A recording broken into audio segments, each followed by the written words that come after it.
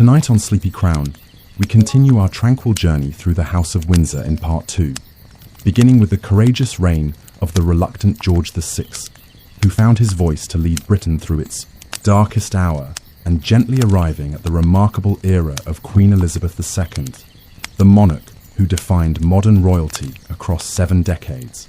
Before you let sleep take you away, please like this peaceful tale, share a comment about which Windsor monarch inspires you most, and subscribe to join our growing family of dreamers. Get comfy under your blanket, let your thoughts slow, and allow the soft echo of wartime broadcasts and royal ceremonies to carry you gently towards sleep. If you enjoy these calming tales, we're always happy to have you here in our cozy circle of history lovers. Albert, later King George VI, was born Albert Frederick Arthur George on December 14, 1895, at York Cottage, Sandringham Estate, Norfolk. His father, Prince George, Duke of York, was Queen Victoria's grandson, ruling an empire where the sun never set. Until 1892, George's elder brother, Albert Victor, was the heir apparent, but his death made George second in line. Albert's mother, Mary of Teck, from German royalty, bore Edward in 1894, making Albert, nicknamed Bertie, fourth in line at birth. 4 siblings followed: Mary, Henry, George and John, who died in 1919 from epilepsy at 13. Raised separately, as was typical, Albert and his siblings moved between royal residences, tutored by tutors in Latin and classical literature. His parents, though distant, followed Victorian norms, with George a strict disciplinarian. Albert's childhood stutter, possibly worsened by strict upbringing and forced right-handedness despite being left-handed, persisted into adulthood, though he later managed it. At 14, he joined Osborne's Royal Naval College, a tradition for royals, but struggled academically, finishing last in his class, hampered by health and low confidence. In 1910, his grandfather's death made his father King George V, with Edward as heir, shifting Albert to third in line. He continued naval training at Dartmouth, then sailed the Atlantic in 1912-1913, joining HMS Collingwood as a midshipman in 1913. As Europe's tensions rose in 1914, driven by colonial rivalries and Germany's rise, Albert faced personal challenges. That August, he underwent appendix surgery in Aberdeen, returning to duty in the North Sea, patrolling against Germany's growing navy.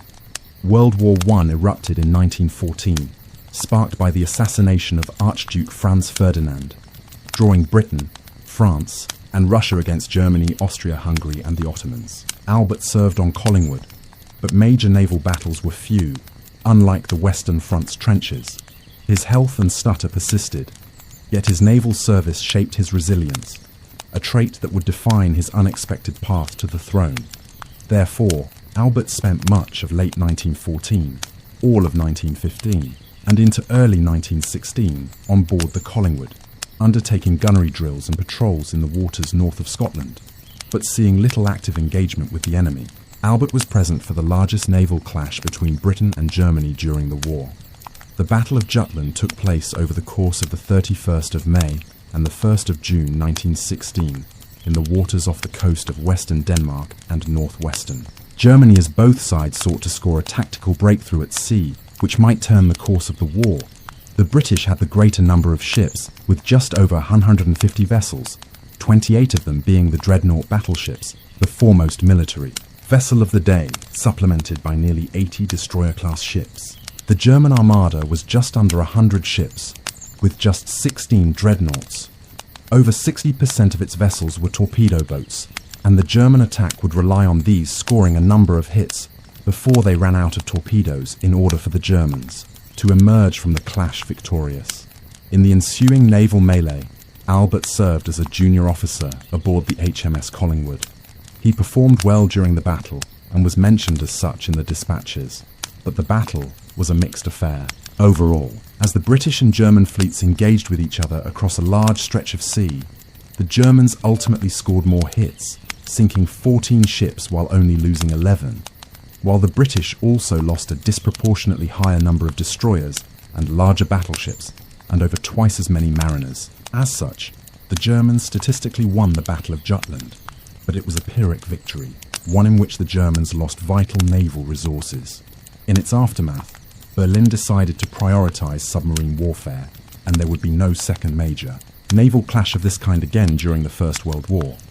Albert would spend much of the war away from active service, in large part owing to renewed ill health. Early in 1917, he began suffering from a duodenal ulcer, and he would eventually have to have this operated on early that winter.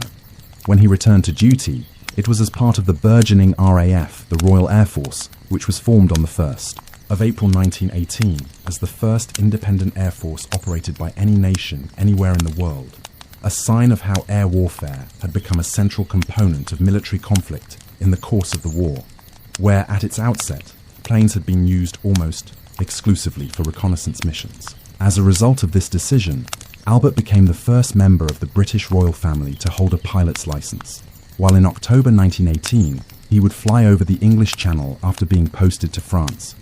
The newly created RAF only had a limited role to play in the war in the end, though. By the summer of 1918, the trajectory of the war was clear. The entry of the United States into the conflict on the side of Britain and France the previous year had brought an insurmountable amount of resources to bear against Germany, Austria-Hungary, and the Ottomans. In the end, before victory was won on the field of battle, political unrest across Central Europe brought about the collapse of the German and Austro-Hungarian empires, bringing the war to an end in November 1918. In the aftermath of the war, Bertie returned to land and civilian life. He began studying at Cambridge University in the autumn of 1919. He was 23 years of age when he commenced his time in college, but this was not unusual in the post-war years when many freshman students were young men heading towards their mid-20s, who had spent their late teens and early 20s in the trenches in France. He began attending Trinity College there alongside his brother, Prince Henry, who was 4 years his junior.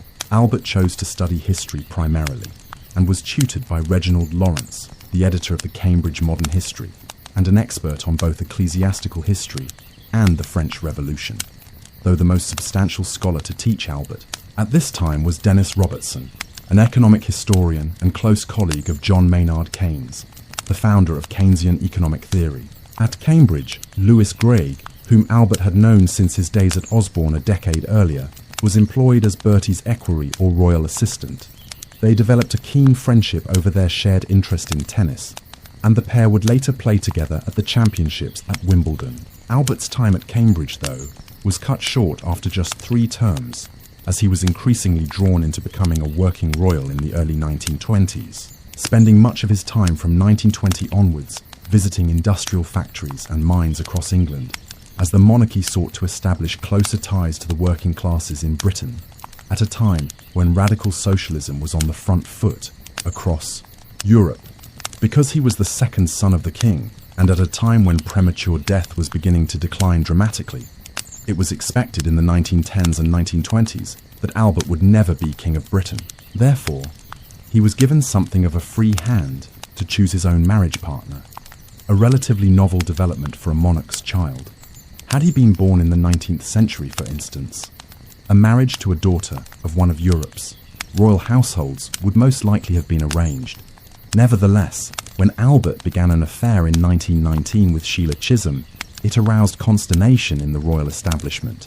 This Australian it girl of the 1910s was already married to Francis St Clair Erskine, Lord Loughborough. Bertie met Sheila after his older brother Edward began seeing Chisholm's best friend, Freda Dudley Ward. The relationship dragged on for almost a year before King George, exasperated by the situation, instructed Bertie to leave this, quote, already married Australian. Albert was not happy with doing so, but obeyed his father's command. His brother's unwillingness to abide by a similar injunction from the king over a decade later would have striking consequences for both Edward and Albert in the long run. In the shorter term, Albert was compensated for ending his affair with Lady Loughborough by being invested with the title of Duke of York in 1920, one of the most historically significant peerages in British history, and one which had been vacant since his father abandoned the title upon becoming king in 1910. Bertie's attentions were soon drawn elsewhere in his quest for a marriage partner.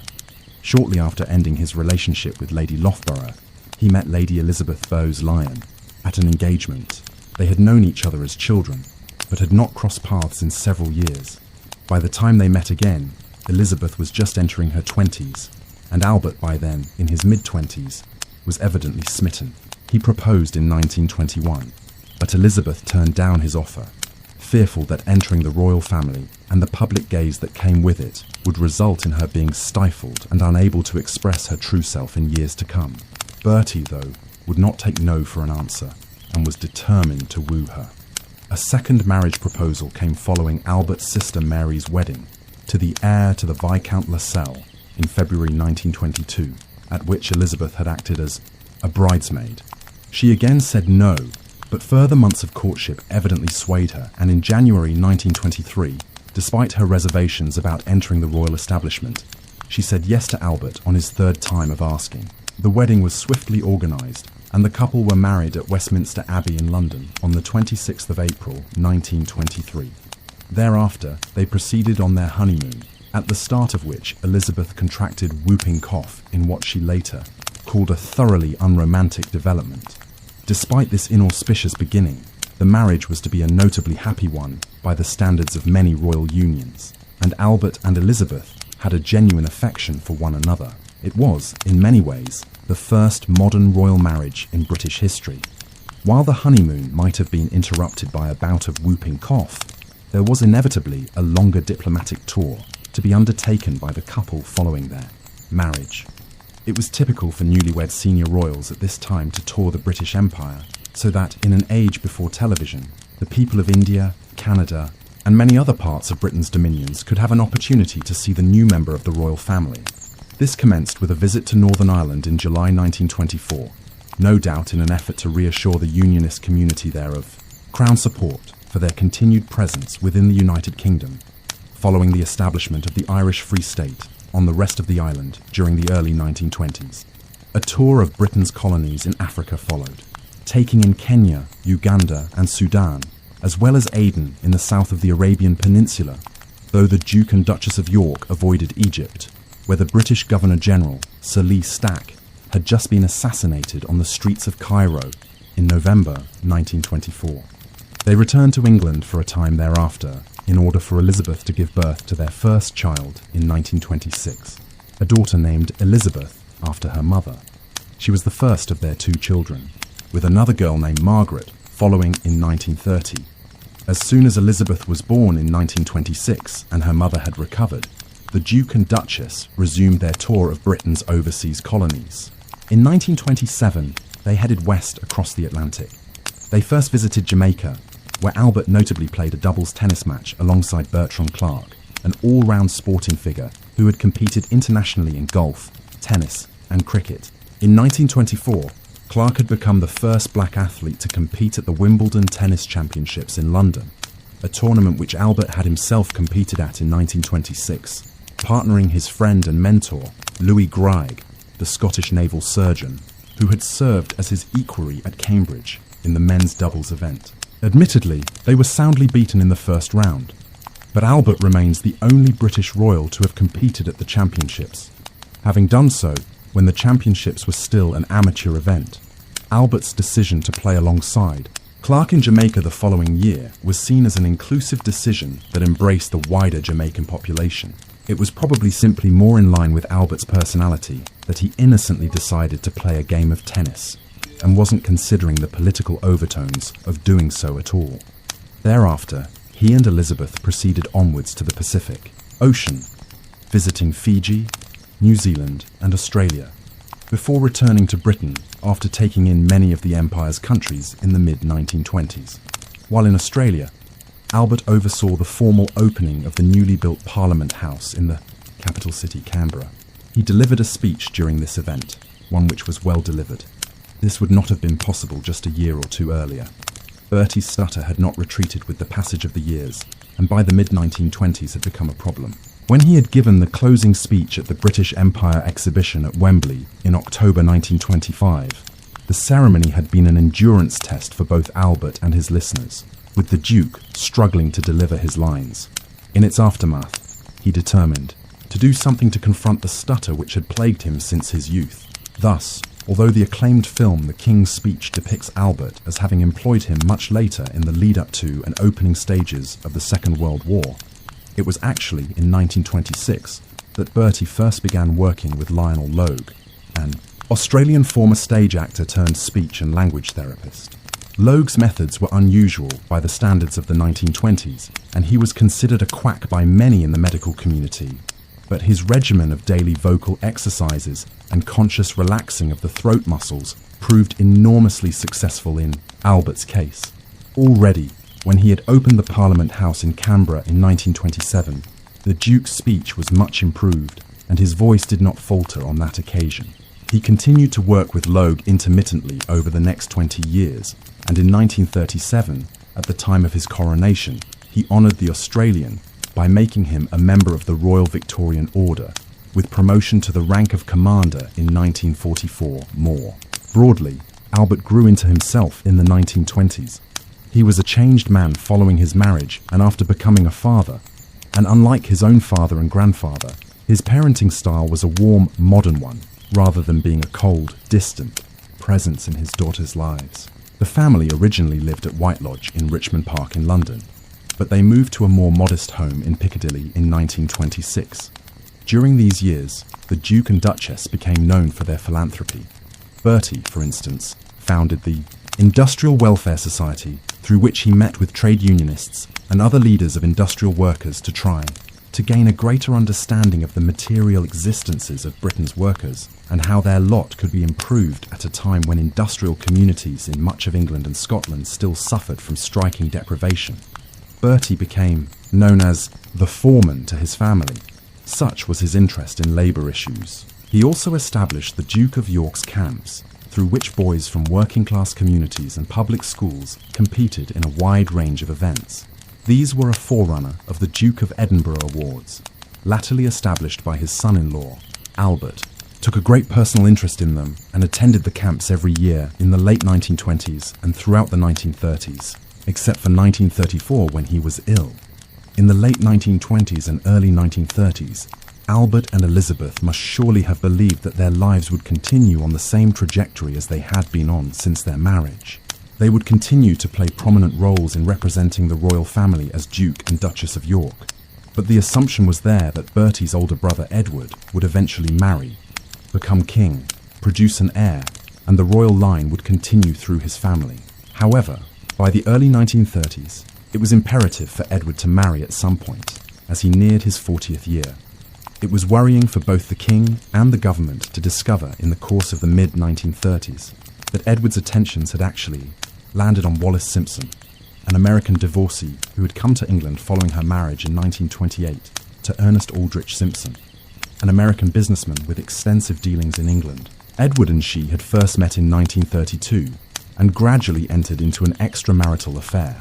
By 1935, when King George sanctioned the Metropolitan Police Special Branch to begin monitoring Simpson's movements, the relationship between her and the heir to the throne had become a matter of considerable concern to the royal family and the Conservative Party Prime Minister, Stanley Baldwin, when he entered government that summer. Although news of the affair had not become public knowledge at that time, it was widely believed that if it did, it would become a cause of major scandal, both because Simpson was a divorcee at a time when divorce still carried considerable social stigma, and also because Edward and she were romantically involved while Wallis was still married to her second husband. The affair would soon change the course of Albert's life. Albert's father, King George V, died on the 20th of January 1936, in large part owing to a lung condition exacerbated by lifelong chain smoking, underlying medical conditions and habits, which were shared by his sons and which plagued their later lives as well. He had been considerably ill since the mid-1920s, but by 1935, matters were very poor indeed. In his final months, he had expressed his hopes that if Edward continued with his relationship with Simpson, they would not have children, and that the way would soon be clear for Albert to succeed to the throne one day. That would come sooner rather than later. Although Edward immediately ascended to the throne as King Edward V following his father's death in January 1936, there were discussions taking place immediately within Baldwin's government about what course should be followed if Edward insisted on marrying Simpson. As Edward did not have any children, Albert was necessarily part of these discussions from their inception, as he was next in line to the throne. It was clear that if Edward were forced to abdicate, Albert would almost certainly succeed him, although there were rumours in the mid to late 1930s that the government was considering the possibility of one of Albert's two younger brothers, Prince Henry and Prince George, as possible candidates to succeed Edward if the crisis deepened. George, it was held at the time, was viewed in particular as a possible king, as he and his wife, Princess Marina of Greece and Denmark, had become parents to a son, Prince Edward, in October 1935, and thus he would have a male heir already if he became king.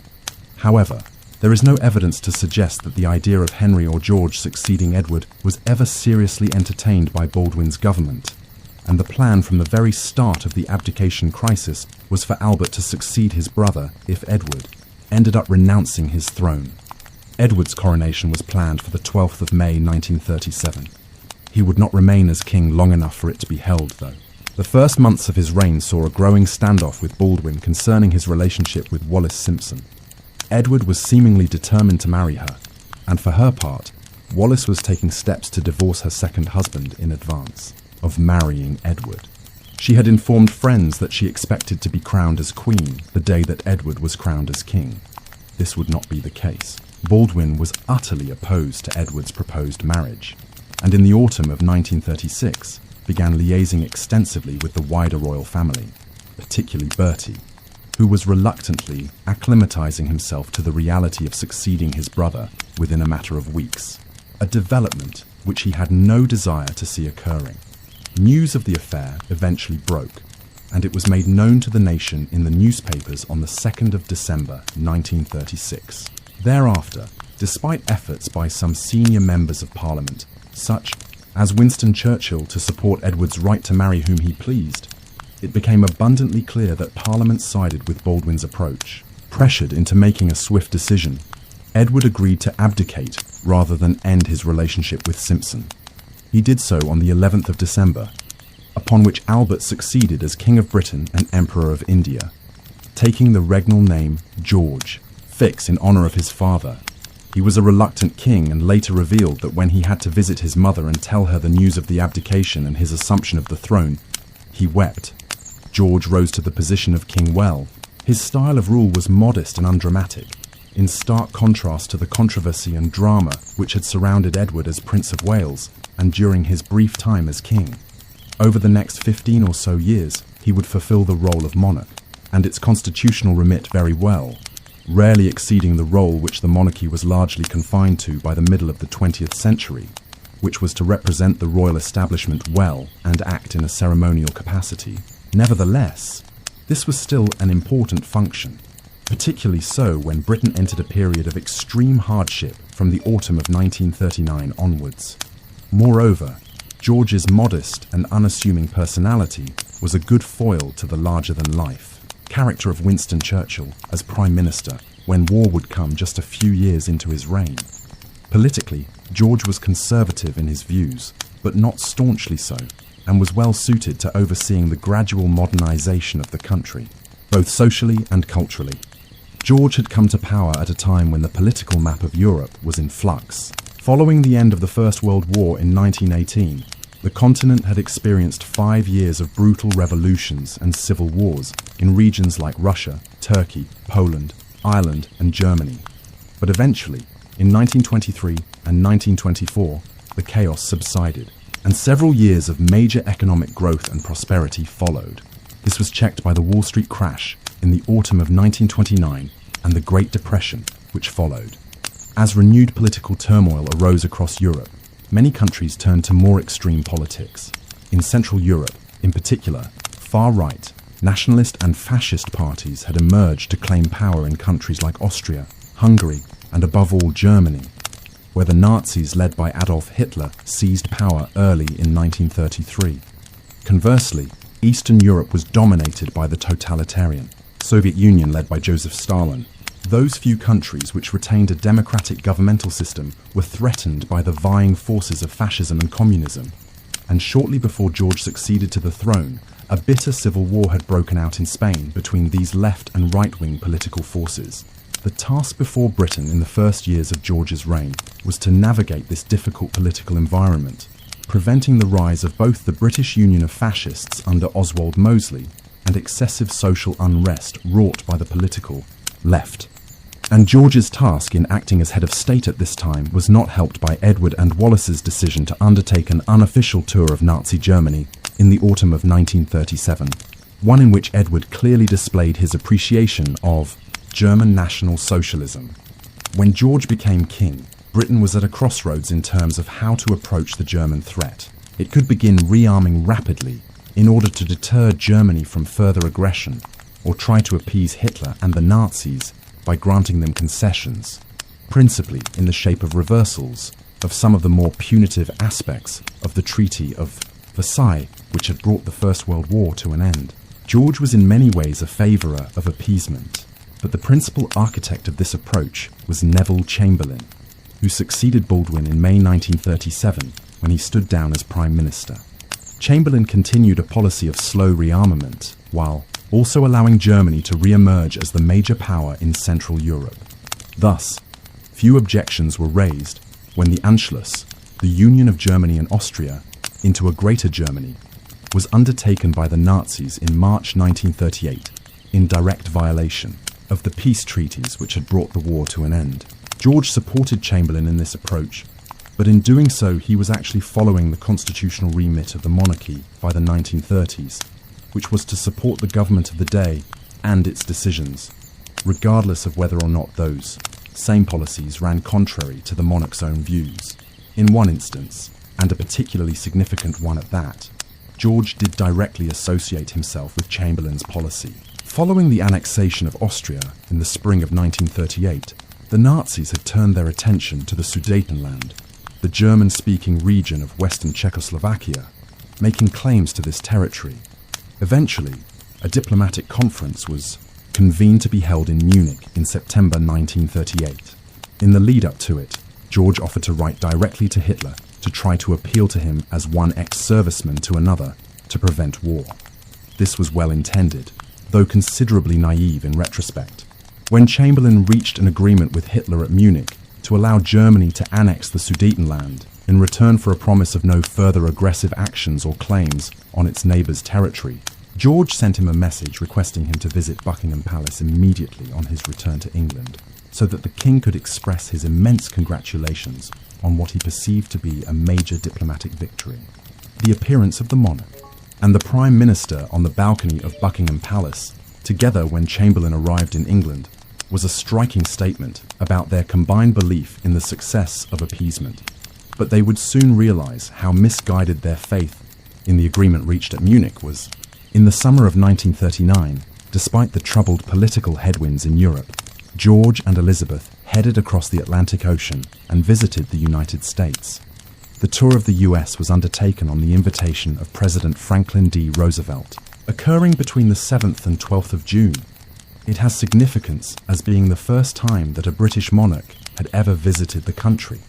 No British monarch had agreed to do so since the US, which had been born out of Britain's colonies, in North America, had declared its independence in 1776, and even prior to this, no monarch had visited the colonies since their establishment in the early 17th century. The tour took in much of the East Coast, with visits to Washington, D.C. and New York, as well as Mount Vernon, the home of George Washington in Virginia. The state visit was an important one in making the British royals visible to the American public and was conceived of by Roosevelt as a way of generating support in the US for providing aid to Britain in the event of war breaking out. It was a shrewd diplomatic move, one which did not see US sentiment in favour of intervening in the Second World War when it initially broke out, but which helped Roosevelt to persuade Congress to provide financial and material support to Britain in the early stages of the war. Close ties between Britain and the US would soon be needed, as Chamberlain's efforts at appeasement were proven to have been in vain by the time George and Elizabeth toured the US in the summer of 1939. No sooner had the dust settled on the Munich Agreement and the Sudetenland been annexed into a Greater Germany than Hitler and the other senior members of the Nazi regime began turning their attentions towards further land grabs.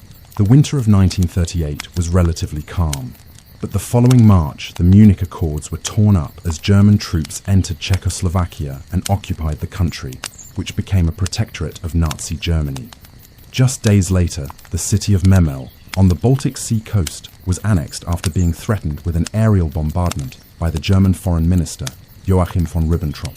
By now, Britain and France had begun to accelerate the speed of their rearmament in preparation for the inevitable conflict, but they were far behind where they needed to be.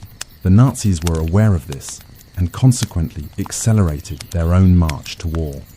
In the summer of 1939, their attentions turned to Poland, making diplomatic claims to Polish territory, which Germany had been forced to cede in 1919 as part of the Treaty of Versailles, which brought the First World War to an end. Finally, in late August 1939, a false flag operation was run to make Poland seem like the aggressor in Eastern Europe. On the 1st of September 1939, Germany declared war on its eastern neighbour and invaded Poland. 2 days later, in response to this aggression, Britain and France went to war with the Nazis. The Second World War had commenced. As the King of Britain and Emperor of India, the task fell to George on the 3rd of September 1939 to address the nation upon Britain's declaration of war on Germany earlier that day. At 6 p.m. that evening, he delivered his speech, broadcast, over the radio. While Winston Churchill's addresses to the nation during the war usually garner greater attention, George's on Britain's entry into the war was also galvanizing. In it, he stated, "In this grave hour, perhaps the most fateful in our history, I send to all my peoples, both at home and overseas, this message with the same depth of feeling for each one of you as if I were able to cross your threshold and speak to you myself. For the second time in the lives of most of us, we are at war. Over and over again we have tried to find a peaceful way out of the differences between ourselves and those who are now our enemies, but it has been in vain. If one and all be resolutely faithful today, ready for whatever service or sacrifice it may demand, with God's help we shall prevail." George's maiden speech to the nation during the conflict was delivered without any trace of the stutter which had plagued him for much of his youth. Although the award-winning film The King's Speech contains many aspects of George's story that are historically accurate, his challenges concerning his stutter were primarily faced and overcome with the assistance of Lionel Logue in the mid to late 1920s. George did periodically consult with Logue over the years, including during the Second World War. Nevertheless, the film is inaccurate in suggesting that the king only began to confront his stutter in the period immediately before the war. With the onset of the war, there was a growing problem in the heart of government. Neville Chamberlain remained as Prime Minister and retained the support of the bulk of the Conservative Party. However, there was a rebellious faction among the Tories, and many in Britain felt that Chamberlain's position was untenable given that he had championed the policy of appeasing Germany after he became Prime Minister in 1937. Matters came to a head in early May 1940 during the so-called Norway debate in the House of Commons, which began concerning British efforts to open a front in northern Norway, following the country's occupation by the Nazis, but which soon morphed into a wider debate on Chamberlain's management of the war.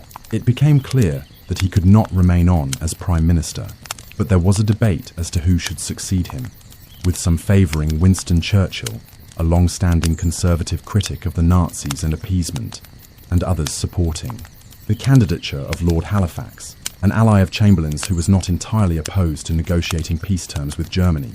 George was initially in support of Halifax, holding a grudge against Churchill over his support for Edward and opposition to George becoming king back in the early winter of 1936.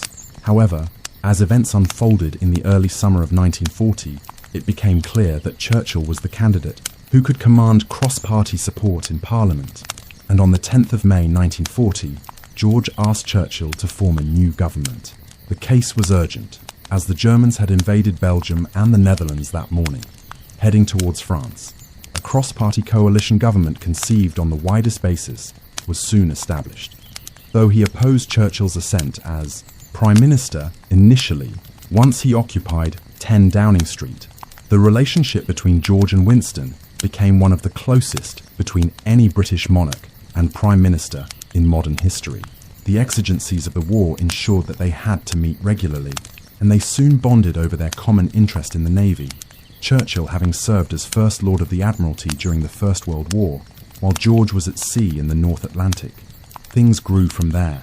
By the late autumn of 1940, their formal meetings had been replaced by informal lunches between King and Prime Minister every Tuesday, ones which would often last for several hours, and in which Churchill related the actions of government, while George explained what he felt the mood of the nation was based on his extensive meetings with the public, which were taking place on an almost daily basis. We know of the considerable friendship that developed between the pair in the course of the war, owing to George having recorded them regularly in his diary. It was not always smooth sailing, notably in the spring of 1944, when Churchill had to convince the king that he could not take part in the D-Day landings, not even on board the warships at the rear once the beachheads had been secured. But generally, the relationship was a successful one, in large part because Churchill encouraged George, a naturally shy and retiring man, that he had a considerable public role to play in the war. He made him feel useful. A sign of their affinity for one another would be seen many years later, when Churchill was delivered the news of George's passing at 10 Downing Street. He was said to have laid aside his papers and stated, "Bad news, the worst," and descended into a deep gloom for several days. George's close relationship with Churchill was, in many ways, forged in the dark days of the autumn of 1940. Following the Nazi invasion and rapid conquest of the Low Countries and France in the summer of 1940, the Blitz, a bombing campaign of Britain initiated by the Nazis, combined with a naval blockade of Britain in the North Atlantic, commenced. The Blitz began on the 7th of September, with the goal of bringing Britain to negotiate peace terms without the Nazis having to launch a land invasion of Britain. London was the prime target from the beginning, but George and Elizabeth took the decision to remain in the capital. It was a hazardous decision. Over 1,000 people alone were killed in the city on the first night of the bombing campaign, and on the 13th of September, the King and Queen were very nearly killed when several bombs landed on Buckingham Palace. More broadly, the royal family underwent the same rationing that was imposed on the entire British public during the war years, and the sense of shared struggle galvanized the nation and won George and Elizabeth the admiration of the British people, even as the Blitz dragged on for 8 long months through to May 1941. By the time it ended, over 40,000 British civilians were killed and 2 million homes had been damaged or destroyed, the majority of the damage being inflicted on London. The worst of the Blitz and the naval blockade ended in the spring of 1941. This was entirely owing to the general drift of the conflict. Between the summer of 1940, after the swift fall of France, Britain and the North Atlantic became the crucible of the war. The king needed to be visible during this, Britain's darkest hour in the conflict. However, from the summer of 1941 onwards, the focus of matters shifted as Hitler and the Nazis abandoned their designs on forcing Britain to surrender, and instead turned their attentions eastwards to the Soviet Union, undertaking the largest land invasion in military history. Thereafter, the Eastern Front became the focus of the war in Europe, while after the entry of the United States into the conflict in December 1941, Britain, the US, and the Commonwealth nations turned their attentions to gaining victory in the North Africa campaign against the Italians and the German Expeditionary Force, which had been dispatched there. They finally emerged victorious in the spring of 1943, after which a southern front was opened in Italy by the Western Allies. 12 months later, in the summer of 1944, a Western Front was established with the D-Day landings and the invasion of France. From that point onwards, the course of the war and the result seemed destined to be one of Allied victory. In September 1940, in the aftermath of the evacuation of the British Expeditionary Force from Dunkirk in northern France earlier that summer, and the commencement of the Blitz and the Battle of the North Atlantic, George championed the creation of 2 new awards which would be bestowed by the Crown. The George Cross and the George Medal were both created in September 1940. Unlike the Victoria Cross, which had been established during the long reign of George's great-grandmother, and other military honours, the George Cross and George Medal were to be awarded to anyone who was deemed to have conducted themselves with gallantry and bravery, be they civilians or soldiers. In the context of the Blitz, when ordinary Londoners, and in particular firefighters and police, were effectively the frontline soldiers in the war against Germany, such awards were deemed necessary by the king. The George Cross would become the civilian equivalent of the Victoria Cross, the highest military award of its kind. In announcing the creation of the new honour, the king stated that, "I have decided to create, at once, a new mark of honour for men and women in all walks of civilian life. I propose to give my name to this new distinction, which will consist of the George Cross, which will rank next to the Victoria Cross, and the George Medal for wider distribution. It was to be awarded for acts of the greatest heroism or of the most conspicuous courage in circumstances of extreme danger." Over the course of the war, George would personally present the awards to dozens of soldiers and civilians. Those who were honoured included the likes of Stuart Archer, a bomb-defusing expert who had defused over 200 bombs that had landed undetonated in England by September 1941. John Bridge was another recipient of the cross for his role in defusing dozens of bombs which landed in urban centres across England. The George Medal was granted in similar cases, often to members of the Commonwealth nations. For instance, Margaret Irene Anderson, an Australian staff nurse on board the Empire Star, was awarded the medal for her gallantry during the evacuation of Singapore in the face of the Japanese onslaught in 1942. Back home, Charity Bick was awarded the George Medal by the King. She had lied about her age at just 14 in order to be accepted into the Air Raid Precautions Unit in 1939. During an air raid on West Bromwich by the Germans the following August, she delivered messages on her bicycle to a nearby RAF control room and helped her father put out an incendiary bomb that fell on the roof of a shop.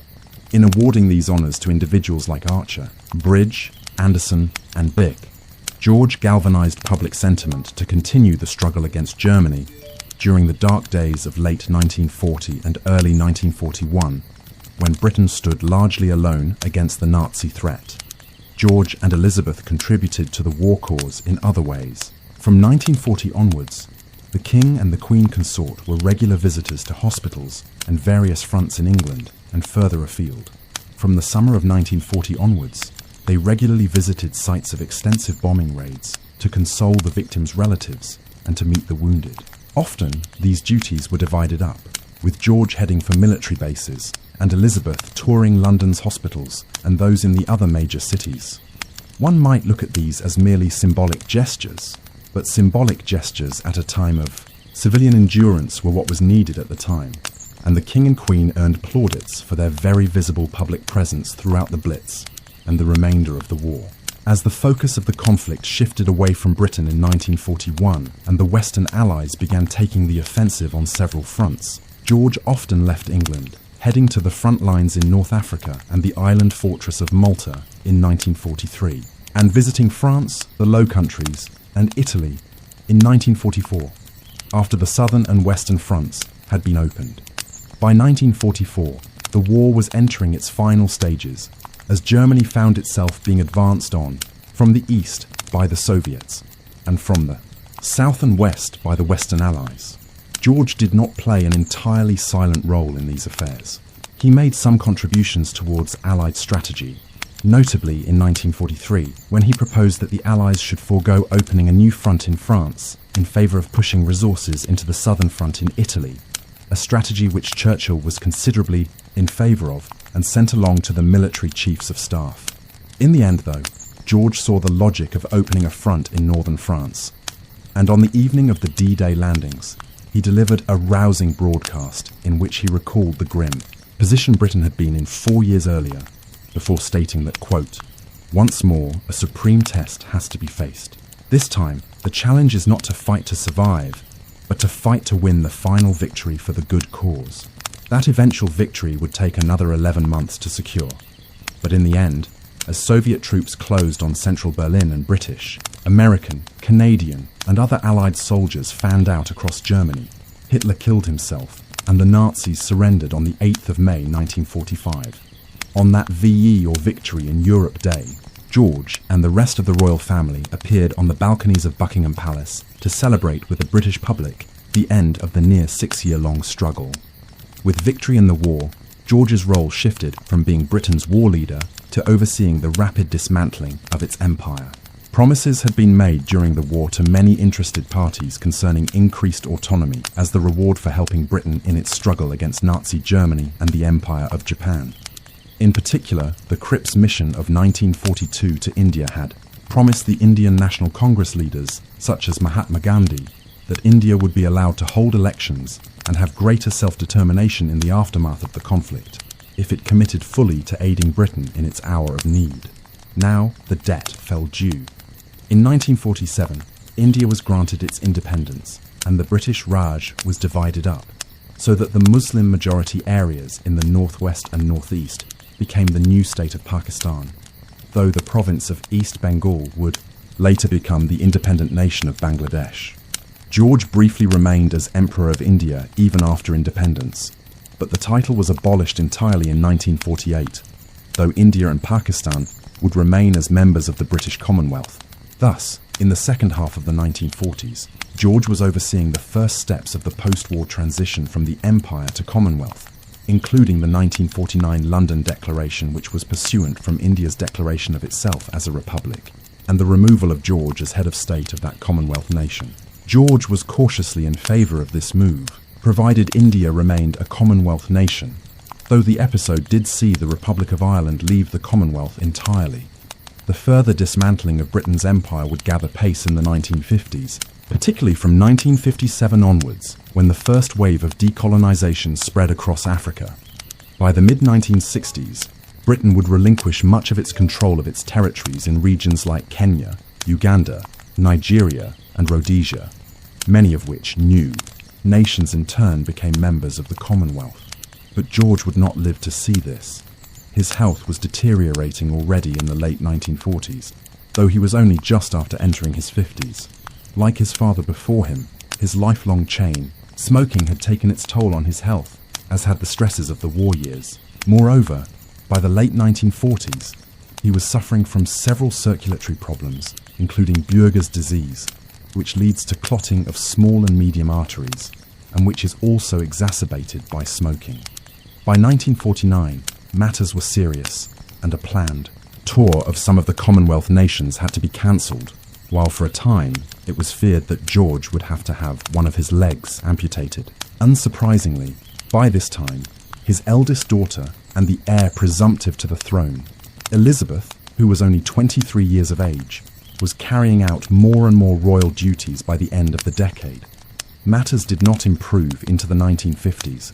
In the 1951, George had to have his left lung surgically removed after he developed lung cancer. He was limited in his physical movements from that point onwards, although the king attempted to remain active, insisting on accompanying his daughter and her husband, Prince Philip, to London Airport on the 31st of January 1952, when they left for a tour of much of the empire. It was the last time he would see his daughter and heir. George died in his sleep a week later on the 6th of February 1952 from a coronary thrombosis at Sandringham, where he was born. He was just 56 years of age. Owing to his premature death, Elizabeth succeeded to the throne of Britain at just 25 years of age, and as she lived to be 96 years herself, her reign would be the longest in British history. News of George's death was released immediately, and the mechanisms for the holding of a state funeral were put in place. His body lay in state at Westminster from the 11th of February onwards, so that the British public could pay their respects to the wartime king. His funeral was held on the 15th, like those of so many British monarchs, at St George's Chapel at Windsor Castle. Afterwards, his remains were interred in the royal vault, though they only remained there until 1969, at which time George was reinterred in the George VI Memorial Chapel. His remains lie there today, with those of his wife, Elizabeth, the Queen, mother, who lived until 2002, outliving her husband by half a century, and those of his daughter, the recently deceased Queen Elizabeth II, and her husband, the Duke of Edinburgh, Prince Philip.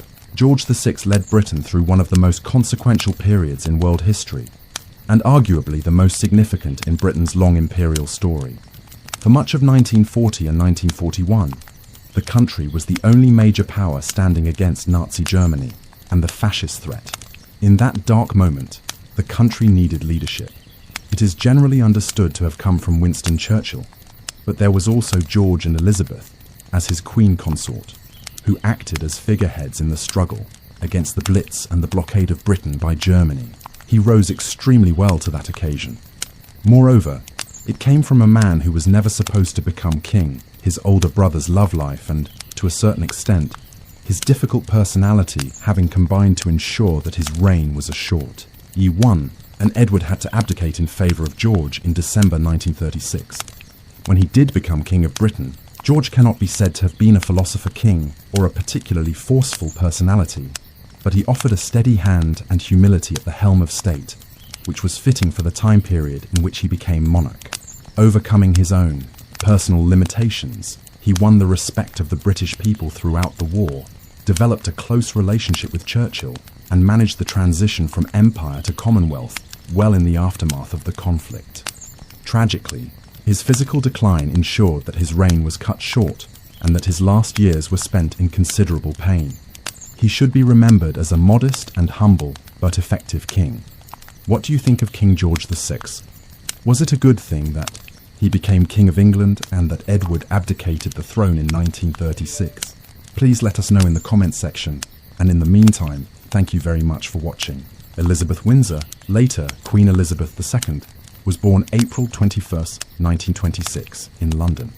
Her father, Prince Albert of York, known as Bertie, was the second son of King George V, who ruled Britain and its empire since 1910. Her mother, Elizabeth, Bowes Lyon, welcomed her firstborn. Named Elizabeth Alexandra Mary after her mother, great-grandmother Queen Alexandra, and grandmother Queen Mary, not Elizabeth I. Few expected her to reign, envisioning a quiet, aristocratic life. As the Duke and Duchess of York's first child, Elizabeth was third in line to the throne, behind her uncle, Prince Edward, the unmarried Prince of Wales, and her father. Her birth at 17 Bruton Street drew crowds of well-wishers. King George V and Queen Mary visited that day, charmed by their granddaughter's fair hair and lovely complexion, nicknaming her Princess Betty in the press. Raised by nannies, as was custom, Elizabeth spent time at royal estates like Sandringham and Balmoral, or with her Strathmore grandparents at Glamis Castle. Her parents prioritised daily family time, ensuring morning and evening moments with her. While Bertie and Elizabeth toured Australia in 1927, Nanny Clara Knight taught her to say mummy, though Elizabeth adorably used it for others. Reunions were joyful, despite her growth surprising her parents. Elizabeth's uncle Edward doted on her, bringing gifts, while George V played gleefully, once crawling as her horse, led by his beard.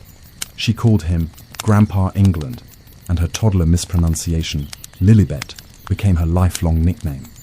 Her childhood at 145 Piccadilly was idyllic, filled with Nanny Clara, nurses Ruby and Margaret Bobo MacDonald, and playtime with toy ponies and gardening with Bertie. An animal lover, Elizabeth adored her father's 8 dogs, including 3 corgis, her favourite breed, lifelong. George V gifted her a Shetland pony, Peggy, for her 4th birthday, sparking her passion for riding. By 5, she excelled as an equestrienne, dreaming of marrying a farmer to live outdoors with horses and dogs, a love that defined her. During the summer of 1930, Elizabeth, Duchess of York, gave birth to her second daughter and last child at her family's ancestral home at Glamis Castle in Scotland. She and Bertie named the infant princess Margaret Rose. Lilibet was delighted with her baby sister. She wrote to a relative that at first she thought that Margaret was some kind of wonderful dolly, only to discover that she was alive. The next few years were relaxed and happy ones for the family. Bertie and Elizabeth referred to their family affectionately as us four, a surprisingly close relationship for a royal family unit. Bertie's relationship with his own parents, by way of contrast, had been comparatively cold and distant, and Elizabeth might be said to have been the first monarch raised in a relatively modern manner. In 1931, the king gifted the Yorks with Royal Lodge in Windsor Great Park. After extensive renovation and redecoration, the family used the house as a weekend retreat. Elizabeth Bowes Lyon became particularly attached to the Royal Lodge and it remained her primary residence for 50 years following her husband's passing in 1952. The Yorks had some of their happiest times together as a family at Royal Lodge, in the early to mid-1930s. For Elizabeth and Margaret, the days usually began with chatter and hijinks in their parents' bedroom before breakfast. The girls would spend the bulk of the day either playing outdoors or in the nursery with Ruby, Bobo and Mrs. Knight, whom they called Allah, or attending to their lessons with their governess, Marion Crawford, whom they called Crawfie. There would usually be more family fun time in the late afternoon or early evening, between tea time and bedtime. Bertie, Elizabeth and their daughters became beloved by the British press and the public quite early on. They seemed to project an almost bourgeois domestic contentment that ordinary people admired and with which they could identify. This national perception of their family's character as loving, stable and relatable would come to be exceptionally important later on, when Bertie was called upon to ascend to the throne. Like so many siblings who are close in age, Elizabeth and Margaret developed very different personalities. Elizabeth was reserved, conscientious, and dutiful. Adults who met her were impressed by her quiet dignity and composure from a young age. She was efficient and tidy, carefully arranging her shoes outside the nursery door and lining up all of her toy ponies in a neat row each night before bed. That being said, she also had a sense of humour and fun that were no doubt enhanced by having her sister Margaret as a nursery companion. Whereas Elizabeth was reserved, Margaret was openly affectionate. While her sister was practical and dutiful, Margaret was romantic, imaginative, and often mischievous. There were the inevitable struggles between them as young children. Margaret had a tendency to bite when she was incensed with Elizabeth, who, equally incensed, would hit her back. Elizabeth expressed annoyance that Margaret seemed always to want whatever she wanted. Margaret was also given to teasing, which aggravated Elizabeth, who had a short temper when they were children. But at the same time, she was enormously protective of her younger sister, conscientious about keeping talk of unpleasant or frightening things to a minimum in front of her, and mindful to include Margaret as much as possible. Their relationship would eventually be complicated and strained by the family's proximity to the crown, but nonetheless, throughout their lives, the two sisters remained close and loving confidants. Compared to the royal court, where the monarch was head of the church, the York household was a much more secular space. For most of her life, Queen Elizabeth II cherished a deep religious faith and took her position as the head of the church very seriously. But during her childhood, her parents placed far more emphasis on kindness, consideration, order, and good manners than on religious devotion. Holidays meant large family gatherings, and Elizabeth and Margaret enjoyed summers in Scotland and Christmases and Easters at Sandringham in Norfolk. They received a weekly allowance of 1 shilling each, and Elizabeth saved most of hers throughout the year to buy Christmas presents for her family. Small gifts rather than extravagant ones were preferred, and the royal family still observes this tradition of simple gift-giving today, even after Elizabeth's passing. Even in her later years, the Queen enjoyed the white elephant, or gag gifts, most of all. A recent biography noted a bit of whimsy that sat on a corner of the Queen's bathtub. A crowned rubber duck, a gift from one of her grandchildren. During childhood Christmases at Sandringham, Elizabeth and Margaret often received books, dolls, toy horses, and sweets. Elizabeth kept a careful list of gifts she had received and who had given them to her, making sure to send a thank you note to each one. She also carefully smoothed out and saved the wrapping paper to be reused later, as wrapping paper was something of a luxury item in 1930s Britain. Marion Crawford, or Crawfie as she was known, Elizabeth and Margaret's governess, seemed to think that the two girls lived isolated and lonely lives. She later wrote of her concern that the princesses did not have the opportunity to see or experience nearly enough of the real world. She wanted to take them on many more excursions than were permitted, to ride the tube or the London subway, to play in a public park, to meet and mix with ordinary children. However, such excursions were difficult to undertake due to the media attention that might ensue. The York princesses were simply too recognisable to the London public. It is interesting that Crawfie did not reflect on the fact that Elizabeth and Margaret actually did spend time with quote-unquote ordinary people all the time. In fact, they spent the bulk of their time with Ruby, Bobo, Mrs. Knight, and Crawford herself, all of whom came from working-class backgrounds. In light of this, it seems doubtful that the girls could have failed to absorb something of their sensibilities, values, and beliefs. It had been Mrs. Knight who had taught Elizabeth to save her used wrapping paper, to be conscious of waste and ostentation. It was to Bobo and Crawford that Elizabeth would constantly turn, either to share her joys or her worries. Some observers and historians disagree with Marion Crawford's perception of the princesses as lonely and isolated, while they concede that the girls generally did not get many opportunities to meet ordinary children. They point out that they were permitted to play with plenty of children from their own set. This included the children of extended family members and children of the aristocracy, and while Crawford's descriptions of the princesses portrayed them as mostly down-to-earth, other writers have emphasized that Elizabeth and Margaret were, ultimately, never in doubt of their status. They were, after all, curtsied to by almost everyone after their father became king. And as many children do when they believe they can get away with it, they sometimes did not hesitate to remind their playmates of their right to get their own way. As close-knit as the family was, their social dynamics could be as complex as those of any other family. Margaret's outgoing and affectionate nature resulted in a close relationship with her parents that Elizabeth might have envied.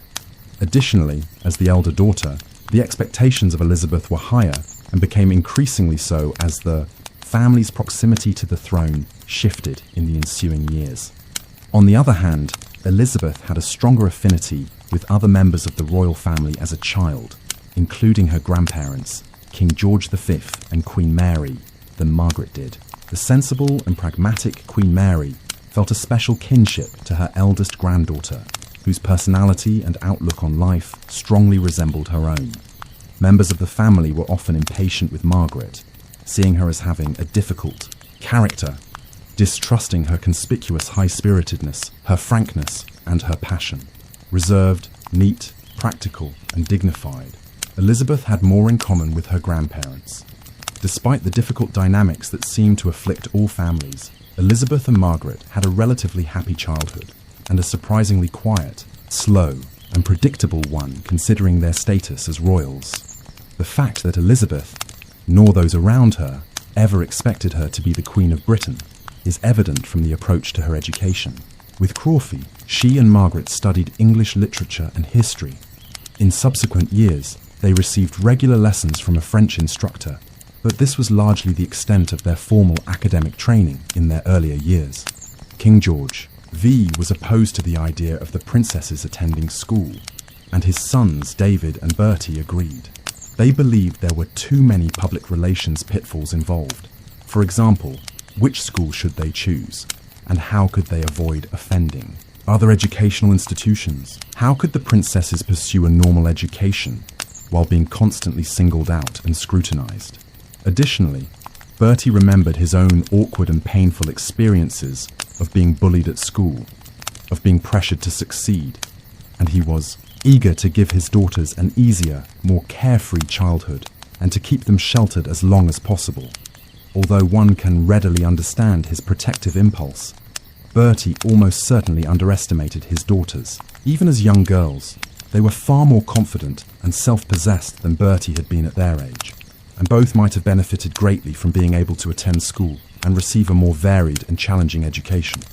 There was, at the time, however, a significant amount of social pressure not to educate aristocratic women to be scholars or intellectuals. One did not want to be labelled a blue-stocking, a derogatory term for an educated woman who ought to prefer a more traditional female role. Elizabeth Bowes-Lyon was initially in favour of sending the girls to school, but ultimately came to agree with the other senior royals. After all, she herself had also been educated at home by a governess. Throughout each week, the princesses attended to their lessons daily, but usually did not study for more than 2 or 3 hours. Additionally, the Duke and Duchess of York often thought little of interrupting schoolroom activities in favour of family fun time, a habit that worried the princess's governess. Crawford privately believed that Elizabeth and Margaret should have a more rigorous education, but her position in service to the royal family did not permit her to criticise Bertie and Elizabeth's approach to educating their children. Crawford managed to discreetly bring the matter to the attention of Queen Mary, who heartily agreed that her granddaughters should have the most varied education possible, even if under informal circumstances. Queen Mary began to take the girls on regular outings herself to museums, galleries, and historic sites. In addition to their studies in the schoolroom, Elizabeth and Margaret received piano, voice, and dance lessons. The naturally charismatic Margaret proved to be especially talented in the performative arts. She was a natural mimic with a facility for accents, had a lovely singing voice, and a hilarious knack for comic timing. Famed writer and performer Noel Coward once observed that had Princess Margaret been permitted to pursue a career in the theatre, she undoubtedly would have been an enormous success. Elizabeth could play piano decently enough, but she was far less interested in the arts than Margaret. Interestingly, the sisters also got the chance to learn and practice domestic arts. They had a child-sized cottage playhouse on the grounds of their weekend retreat at Royal Lodge, a gift to the princesses from the people of Wales. Everything was in miniature, but the little house was stocked with every convenience, including hot running water and modern appliances, and even a wireless set. The girls loved their cottage, and the British public was charmed by descriptions of the York princesses learning to cook and keep house, a down-to-earth and inspiring image of royalty in Depression-era Britain. In January 1936, when Elizabeth was 9 years old, her seemingly idyllic and carefree childhood came to an end when her grandfather, King George V, died. Elizabeth was deeply saddened by his loss, but, as Crawfey later wrote admiringly, she seemed determined to go through it all without making any fuss. On the day of George V's funeral, while watching the king's body being loaded onto a train at Paddington Station, Elizabeth stood silently while dozens in the crowd openly wept. The year following the king's death was a strange one for Elizabeth and Margaret, and for their parents. There had been fewer and fewer visits from Uncle David in the last few years, and now they stopped altogether, now that he had automatically ascended to the throne as King Edward VIII. Edward's conduct, both before and after he became king, was troubling to most members of the royal and parliamentary establishment. Such matters were almost certainly never discussed in front of Elizabeth, but she could probably sense the tension within her own family. Most of the new king's romantic entanglements in recent years tended to be with married or divorced women, which complicated his new status as head of the Church of England. Divorce was largely forbidden by the Church, except in very select cases of neglect, abuse, or infidelity. Even in these cases, couples were still encouraged to try to work it out, or come to some arrangement, because Edward was destined to become the head of the Church, which frowned to such an extent on divorce. His relationships in the past had been controversial, but Edward's most recent relationship, and the one which he was still involved in when he became king in January 1936, was with Mrs. Wallis Simpson, an American socialite and divorcee who was still married to her second husband while having an affair with Edward, was scandalous by the standards of the time.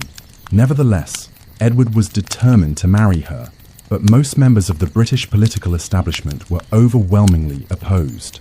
Ultimately, Edward VIII would choose to abdicate rather than give up his relationship with Mrs. Simpson. On the 7th of December 1936, the king summoned Bertie to his house at Fort Belvedere and delivered the news that he had decided to abdicate the throne. Although Albert was aware that this was a possibility for some time, he was still devastated by the news. "I'm quite unprepared for it," he later confided to his wife. "David's been trained all his life. I'm only a naval officer. It's the only thing I know about." Though she was deeply worried for her husband and family, Elizabeth tried to comfort him. "We must take what is coming to us and make the best of it," she said. It is eminently clear that her eldest daughter inherited her legendarily stiff upper lip from her family. Less than a week after the abdication, when Bertie returned home from the Accession Council, Elizabeth and Margaret curtsied to their father for the first time. Their darling papa was now the king. Margaret asked her older sister, "Does this mean that you will be the queen one day?" Elizabeth replied gravely and quietly, "Yes, I suppose it does." "Poor you," Margaret said in commiseration. Elizabeth was now her father's heir presumptive. The family had to leave their home at 145 Piccadilly, though admittedly they were moving into the plusher surroundings of Buckingham Palace, the main royal palace in London. Bertie's transition to being King George VI the regnal name he adopted. To establish continuity from his father, George V's reign, was stressful for the whole family. Bertie and Elizabeth now had far greater responsibilities and worries, and it became much more difficult for the family to find time to be together.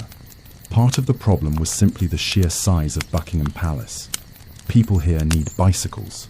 10-year-old Lilibet observed when they first moved in, referring to those who had to travel between different parts of the palace grounds. Indeed, it was a substantially long walk from one end of the palace to the other, and the new king and queen, with their dramatically increased duties, had far less time to spend with their daughters in the nursery. They tried to compensate by spending as many full weekends and holidays as possible at Royal Lodge, where they could play games, picnic and ride horses together as a family. But now that he was king, Bertie's work never really stopped. Even on the weekends, he only had a few hours to spend with his family before he inevitably had to get back to his daily red box of state papers. The immensity of Buckingham Palace made adjusting to their new home difficult in other ways as well. The kitchens were about a half-hour's walk from the rooms where the royal family actually dined, so the food was constantly served cold. Many rooms were chilly and damp, some with cracked walls. Some pieces of furniture were 100 years old or more, and the palace had an aggravatingly persistent rodent infestation. Crawfey was distinctly underwhelmed, not only by the condition of the palace but also its lack of warmth. "Life in a palace resembles camping in a museum," she later wrote. There was also now a good deal less privacy for the family, who were shadowed constantly by detectives and bodyguards. Such is the lot of being a member of the royal family, no matter how attractive a prospect it might look from the outside. On the 12th of May 1937, Elizabeth attended her parents' coronation at Westminster Abbey and received her first intimation of what lay in store for her as Queen one day. She sat with her sister Margaret and her grandmother Queen Mary and watched the proceedings, at first, with fascination. Mindful of her position as his heir presumptive, Bertie tasked his eldest daughter with writing a detailed account of the coronation, which today rests in the royal archives. Elizabeth was impressed by the beauty, majesty, and seeming magic of the service, and she observed that the abbey itself seemed suspended in a haze of wonder. As the coronation ritual stretched on and on, however, she became impatient. "The service got rather boring as it was all prayers," she later wrote. Anxious to know when it would be over, she quietly flipped through her programme. She then discreetly nudged Queen Mary and pointed out the word finis, meaning the end in Latin, on the last page of her programme, and she and her grandmother smiled conspiratorially at one another. The following year, Elizabeth began to attend private classes at Eton College with the Vice Provost, Sir Henry Martin. In order to prepare her for her future role as Queen, she studied constitutional law and the history of the monarchy. Martin emphasized strongly that the secret of a successful monarchy is adaptability. He pointed to the ongoing collapse of ancient royal houses and asserted that the British monarchy had largely forestalled a similar fate by drawing back the curtain of mystery, allowing themselves to become more accessible to the public and by being receptive to public opinion. This contrasted with France, where an aloof and largely uncaring royal establishment in the 18th century had been brought to a shuddering and ultimately bloody end with the French Revolution. By way of contrast, Elizabeth's grandfather, King George V, cognizant of the anti-German sentiment among the people during the First World War years, changed the royal family's name by proclamation in 1917 from Saxe-Coburg-Gotha to Windsor. While this did nothing to erase the king's heritage or make people forget the fact that Kaiser Wilhelm was, in fact, his first cousin, it was a powerful statement of King George V's identity as a British king, a leader and defender of his people.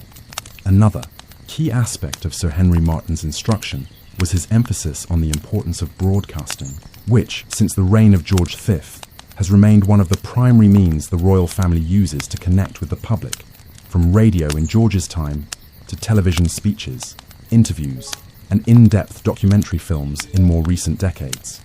When their father ascended the throne, Elizabeth and Margaret were still very young, and because of their dramatic status change, they were now destined to live their lives in an even more rarefied atmosphere than the one into which they had been born. There was concern within the family that, in consequence, the girls might become even more isolated. Bertie's younger sister, Princess Mary, who was honorary president of the Girl Guides, suggested they might like to join a guide troupe. There were, of course, major issues with this proposal, similar to the ones that had prevented the princesses from attending school. How could their security be ensured without restricting their experience? Would they be accepted in a cooperative, egalitarian group like the Girl Guides, in light of who they were? Would any accommodations to the princesses be viewed as preferential treatment? Finally, it was decided that a special troupe would be formed consisting of relatives and the daughters of the aristocracy. Margaret, who was not yet old enough for the Girl Guides, was admitted to the troupe as a brownie. 20 girls, roughly Elizabeth's age, met regularly at Buckingham Palace, beginning in 1937. They went on treks and explorations within the palace's extensive grounds, earned merit, badges, and cooked sausages over an open fire. In later years, Elizabeth would speak warmly and nostalgically of her experience as a Girl Guide, and she continued to support the organisation and its values throughout her long reign. During the summer of 1939, the King and Queen, accompanied by their daughters, paid a visit to the Royal Naval College. It was there that Elizabeth met Prince Philip of Greece and Denmark for the first time. Philip was her distant cousin and also a descendant of Queen Victoria. He had been named Best Cadet during his first year at Dartmouth. He was outgoing, funny, and already rather sophisticated at 18 years old. He received the King and Queen warmly and played with Elizabeth and Margaret during their visit. Elizabeth admired his confidence and handsomeness a great deal, but she was just 13 and still had her braces on. It would be quite a few years before Philip would come to see her as a young woman rather than a child. Philip's uncle and closest male mentor, Louis Mountbatten, Bertie's cousin, was especially eager to encourage ongoing interactions between his nephew and the future queen, seemingly anxious to have some influence over the next generation of royals. Throughout 1938 and 1939, London began to transform in anticipation of a potential war with Germany, as the Nazis became ever more aggressive in their pursuit of land in Central Europe, annexing Austria first, then the Sudetenland, and finally Czechoslovakia. Anti-aircraft batteries were installed, bomb shelters were constructed, and gas masks were issued to tense and dismayed citizens. When war was finally declared in September 1939, Elizabeth and Margaret began to listen as closely to the wireless as the rest of the British public, hoping for good news. Crawford read them the newspapers daily, but she made efforts to edit out whatever she believed to be too shocking. Elizabeth, in turn, tried to shield Margaret from news and information about the war that she thought would upset her.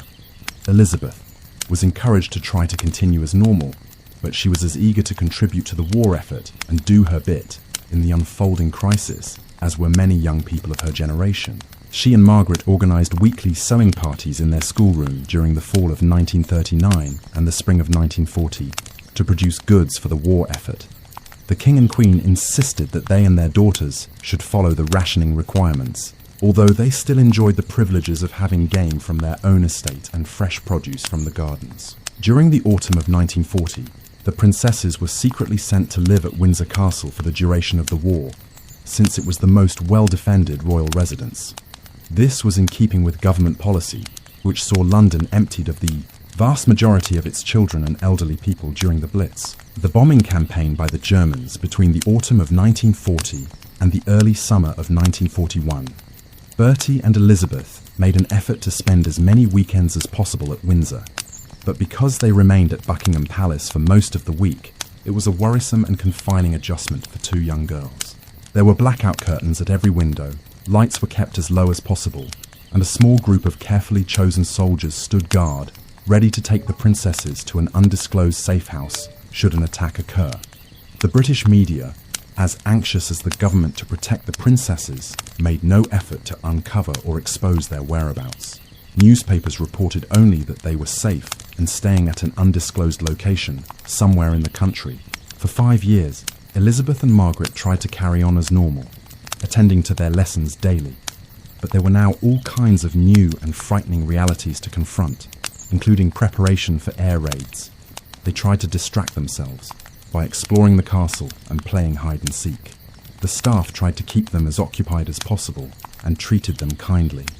they invited the princesses to tea parties with cakes and biscuits baked by the mothers and sisters of the guards. And the king's librarian took them down to the underground vaults of Windsor Castle to see the crown jewels, knowing the Nazis' reputation for plundering cities like Vienna and Paris that they had conquered. These historic treasures had been hidden from potential invaders, along with innumerable other important artifacts and pieces of art from British museums and galleries. The British newspapers praised the fortitude of the princesses in their isolated life, noting that they obeyed rationing, kept their gas masks clean and near at hand, and planted a victory garden in which they grew fresh vegetables for themselves. The Blitz began across southern England during the summer of 1940. Like the rest of the people of London, who found it near impossible to sleep during the bombings, Elizabeth and Margaret tried to stay calm during air raids. They would hurry down into the dungeons of Windsor Castle and try to distract themselves by reading, singing, or telling stories. By the end of the war, the Germans had dropped no less than 300 bombs around the Great Park of Windsor Castle, just a small fraction of the tens of thousands of bombs which rained down across England during the conflict. On the 13th of October 1940, 14-year-old Elizabeth gave her first public speech on the wireless during Children's Hour on the BBC, in which she offered comfort and encouragement to all of the children displaced by the war. The future Queen stated, "We know, every one of us, that in the end all will be well, for God will care for us and give us victory and peace. And when peace comes, remember it will be for us, the children of today, to make the world of tomorrow a better and happier place. My sister is by my side, and we are both going to say goodnight to you. Come on, Margaret." Then came Margaret's higher and unmistakable younger tone. "Good night, children." The broadcast was an international sensation, particularly in North America, where many British evacuees were sheltering. Hundreds of schools and churches throughout the United States and Canada installed wireless technology just to hear the princess's speech, and the BBC received numerous requests to repeat the broadcast. London may have been devastated by the Blitz, but Hitler had utterly failed to weaken British morale, and he then foolishly began to turn his attention to Russia, believing that Britain would soon decide to negotiate peace terms with the Nazis. He was wrong. It was during the last few years of World War II that Elizabeth came of age and began to assert her independence. This assertion was more subtle in Elizabeth than in other young women. She was, overall, dutiful and eager to please her parents, but she nonetheless had her own convictions and a will of her own. Bertie and Elizabeth were not keen to see their daughter grow up too quickly. Above all, they wanted to forestall the moment when their family, us four, would be separated. From a public relations standpoint, both the royal establishment and the media continued to treat and portray Elizabeth as a child. Even at age 16 or 17, Elizabeth might still be dressed in an outfit that matched Margaret's, who was over 4 years younger. Elizabeth also continued to live in the nursery wing and complete her lessons daily with Crawfie. It was not until her 18th birthday that she was finally given her own suite of rooms outside of the nursery. In anticipation of her future role as queen, she was also made a councillor of state. Her parents began to give her more royal duties, including giving speeches at public functions and serving in charitable organisations. However, for Elizabeth, this was not enough. Having come of age in the midst of a calamitous war, she was, like many members of her generation, highly practical. She and Margaret had covertly and longingly watched debutante balls as children, but much as she had looked forward to a more traditional entry to adulthood, the current crisis was so much more important. Like others who grew up during the war, she was a strong believer in fairness and collective responsibility, and she yearned to play a greater part in the war effort. "I ought to do as other girls of my age do," she said. Many of her young, aristocratic cousins were already doing their bit for the country, fighting in the field, caring for the sick and wounded in hospitals, and working in transportation or logistics for the war effort. Elizabeth wanted to play her part also. So, when she turned 16 in April 1942, she promptly signed on at the Labour Exchange, but was not offered work. It is unclear why. Her status may well have been seen as a potentially problematic distraction, but the king's influence may also have played a part. Finally, a month before her 19th birthday, Elizabeth was permitted to join the Auxiliary Territorial Service, the women's branch of the British Army. Elizabeth's service in the ATS was viewed by many as highly effective propaganda and a morale booster for the British. But the princess's experience of service was very different. It was the only time I had been able to test myself against people of the same age, she said later. In March of 1945, Elizabeth began training as a driver and a mechanic. She worked hard and eventually became adept at the job, able to disassemble and reassemble an engine quickly and successfully. And yet, like her Girl Guide troupe, a certain amount of authentic experience remained out of her reach. Quote-unquote normal interactions were made extraordinarily difficult simply because of who she was. Moreover, Bertie only finally allowed his daughter to enlist when he knew that the war would be over in mere weeks, with victory assured when the German campaign in the east against the Soviet Union had failed and new fronts were opened in southern and Western Europe. Elizabeth was not the sort to confront or fight, but she had a quiet determination to assert her independence and to be her own person. This is most apparent in her choice to marry Prince Philip, which was probably the first decision she ever made without consulting her parents. While Elizabeth remained at Windsor Castle throughout the war, Philip's naval service took him to the Mediterranean and the Pacific. He continued to write to Elizabeth and visited the royal family several times throughout the duration of the war when he was on leave. Elizabeth seemed to fall more and more in love with him each time he visited. While Philip was flattered by the young princess's attention, he still mostly saw her as a child. Yet he was very fond of her, as he was fond of her whole family. Bertie, Elizabeth, and their daughters had a closeness that was very attractive to Philip, who had spent much of his childhood lonely and separated from his own family. He was invited to spend Christmas with the Windsors in 1943, and Elizabeth bustled excitedly around the nursery. "You know who's coming this Christmas, don't you, Crawfie?" she asked happily. After another stay at the palace during the summer of 1944, Philip appeared to change his mind about Elizabeth. The two were very different people, but that was perhaps part of the attraction.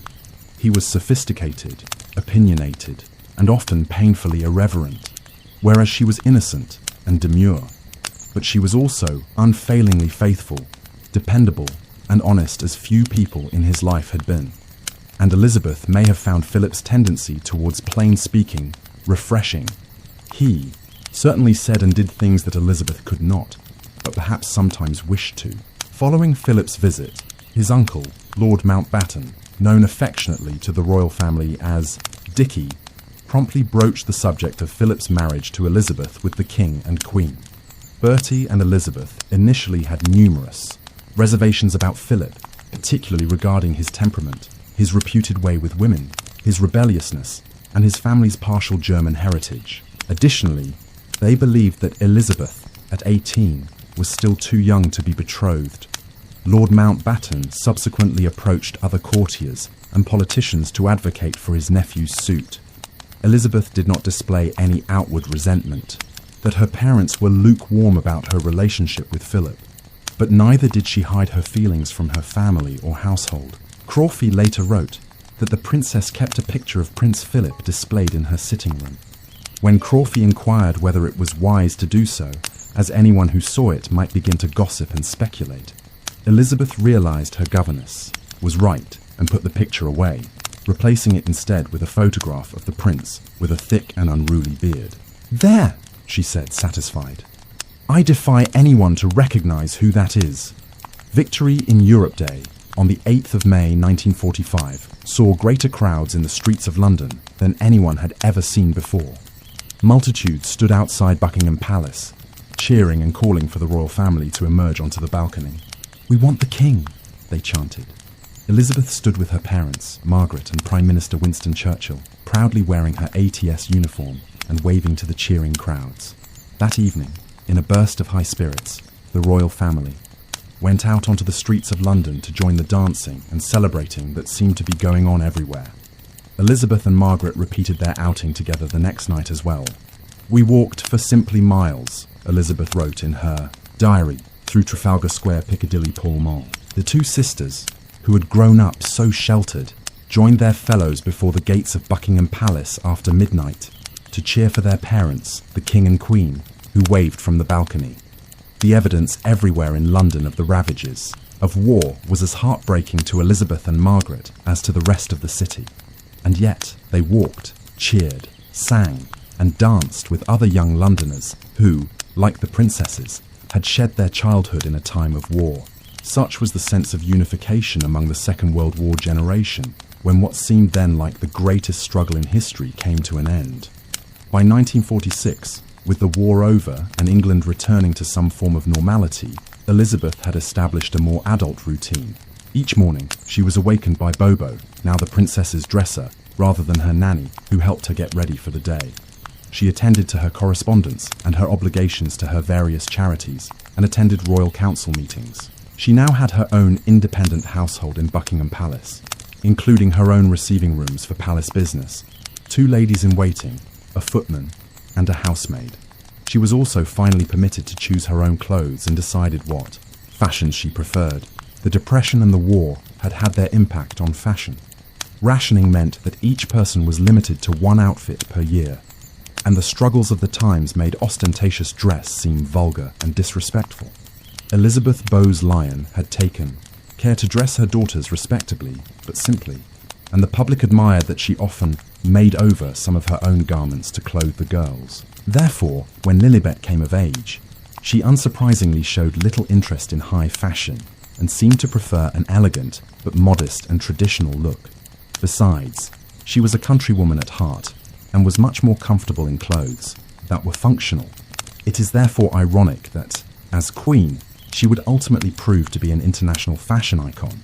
The unique outfits created by her personal staff were designed to be as distinctive and memorable as possible. Throughout her tenure as Queen, she grew to appreciate the art and artistry of fashion, and loved the bright colours and occasionally avant-garde ensembles that were chosen for her. These amazing outfits certainly made it difficult to lose the Queen in a crowd. During a visit to Balmoral during the summer of 1946, Philip proposed to Elizabeth, and she accepted. Her father, the King, however, insisted they wait until after Elizabeth's 21st birthday, the following spring, to announce the engagement. Some historians speculate that this may have been a strategy to try and keep them apart long enough for one or both of them to lose interest. Perhaps Bertie was simply reluctant to let his beloved Lilibet go just yet. King George VI and Queen Elizabeth took their daughters with them on a state visit to South Africa in the spring of 1947. During this, Elizabeth was warmly and enthusiastically received by the crowds who came out to greet the royal family. The 21st of April 1947 was Elizabeth's 21st birthday. It was declared a national holiday, and a great ball was held in her honour at Cape Town. Earlier that afternoon, she gave a historic speech which was broadcast all over the empire, composed by Sir Alan Lascelles. When Elizabeth first read it, tears reportedly filled her eyes. "I declare before you all that my whole life, whether it be long or short, shall be devoted to your service, and the service of our great imperial family to which we all belong. But I shall not have the strength to carry out this resolution alone unless you join in it with me, as I now invite you to do. I know that your support will be unfailingly given. God help me to make good my vow, and God bless all of you who are willing to share in it." The royal family returned to London early in the summer of 1947. Elizabeth and Philip's several months of separation had seemingly had no impact on their determination to marry. In the weeks following her return, she was often seen out and about with Philip in the passenger seat of his black MG sports car. On the 8th of July, they announced their engagement. The prospect of having a full-blown and public royal wedding was something of a public relations gamble during the immediate post-war period. On the one hand, it might bolster British morale at a time when rationing was still in force and the economy was still recovering from the long war effort. But conversely, the expense of a royal wedding could be perceived as totally out of touch with the difficult economic situation confronting the country. In the end, the British public seemed excited at the prospect of a royal wedding. Numerous ordinary citizens and well-wishers donated their clothing ration coupons to help produce the bride's wedding dress, which was designed by Norman Hartnell in ivory satin, with a 15-foot train, with the white roses of York painstakingly stitched in pearls. Prior to their wedding, Philip renounced his German surname and his Greek and Danish titles, becoming simply Lieutenant Philip Mountbatten. King George VI then admitted Philip into the Order of the Garter, reserved for the closest and most trusted companions to the sovereign, and conferred on him the title of His Royal Highness, Duke of Edinburgh. On the 20th of November 1947, Elizabeth and Philip were finally married with great celebration at Westminster Abbey. From all over the world, the couple received over 10,000 congratulatory telegrams and nearly 3,000 wedding gifts. 2,000 people attended a public reception just to see the couple's wedding gifts displayed.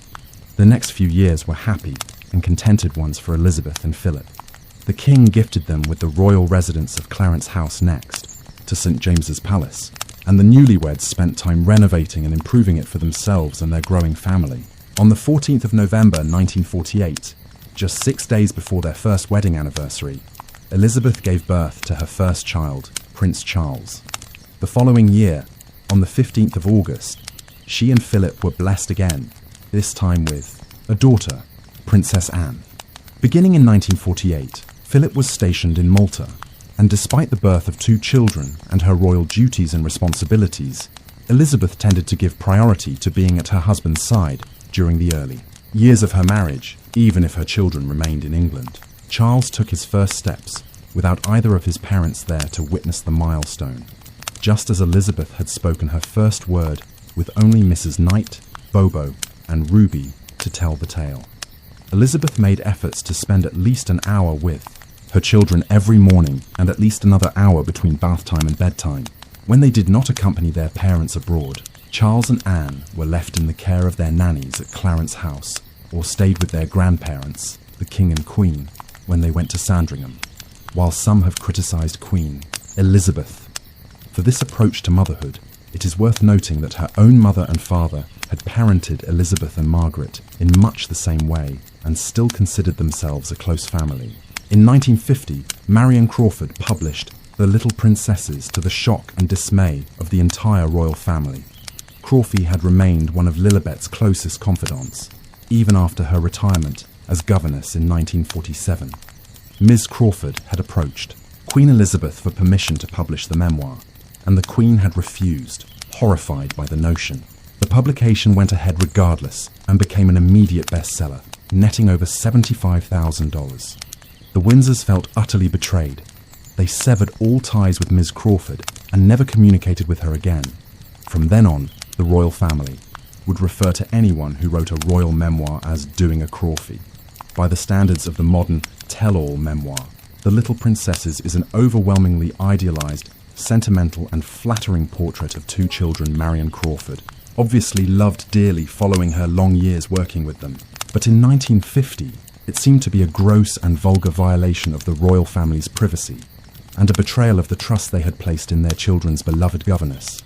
Since then, the royal family has had many more people who have worked closely with them, do a Crawford, and sharing human and relatable details about the royal family has become increasingly less objectionable over time. The royal family themselves have done so several times since the 1970s.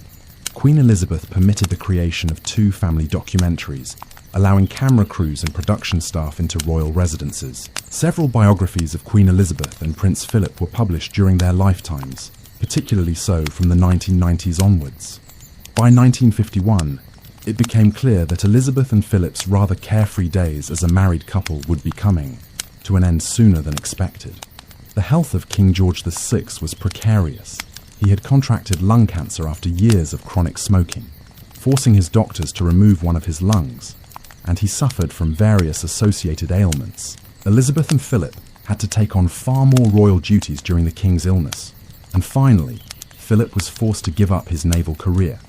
In October, they departed for a royal tour of the United States and Canada on the king's behalf. In January of 1952, they undertook another major tour, the first stop on which was Kenya. Bertie saw his daughter and son-in-law off at the airport. It was the last time he would see Elizabeth. King George VI, known to his family as Bertie, died quietly in his sleep a week later. It was dawn in Nyeri, Kenya, and Elizabeth was up early, watching the sunrise at a lookout point at the famed Treetops Hotel. Speaking years later to a biographer, former royal equerry Mike Parker described a moment of peace and wonder that morning, when a magnificent eagle appeared and hovered above them. "I never thought about it until later," he said, "but that was roughly the time when the king died." Elizabeth's private secretary, Martin Chartres, heard the news about the king's death at a local hotel. He quickly telephoned Mike Parker at Sagana Lodge, where Elizabeth and Philip were staying, and asked him to inform the new queen of what had happened. Parker, who couldn't bear to tell her, asked Philip to speak to her instead. Philip took his wife into the garden to give her the terrible news. Elizabeth appeared to pace up and down the garden agitatedly, but when she came back, inside, she was calm. She apologized to her staff for the lack of notice, but said they would have to leave as soon as possible. By the time Chartres arrived, her face was flushed, but she was otherwise composed, writing letters of apology for the abrupt end to the tour and the necessity of cancelling multiple engagements. Before they departed, Chartres asked her what regnal name she would choose. Sovereigns often choose a name that shows continuity with the past, or reverence for a certain line of rulers. Elizabeth preferred to keep things simpler. When asked what her regnal name would be, she replied, "My own name, Elizabeth, of course. What else?" It was a fitting beginning to the straightforward, no-nonsense reign of Queen Elizabeth II.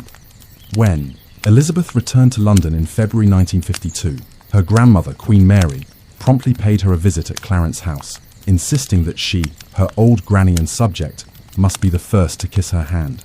Elizabeth was shocked and deeply affected by the reverence, and it brought home the reality of her new position to her even more forcefully.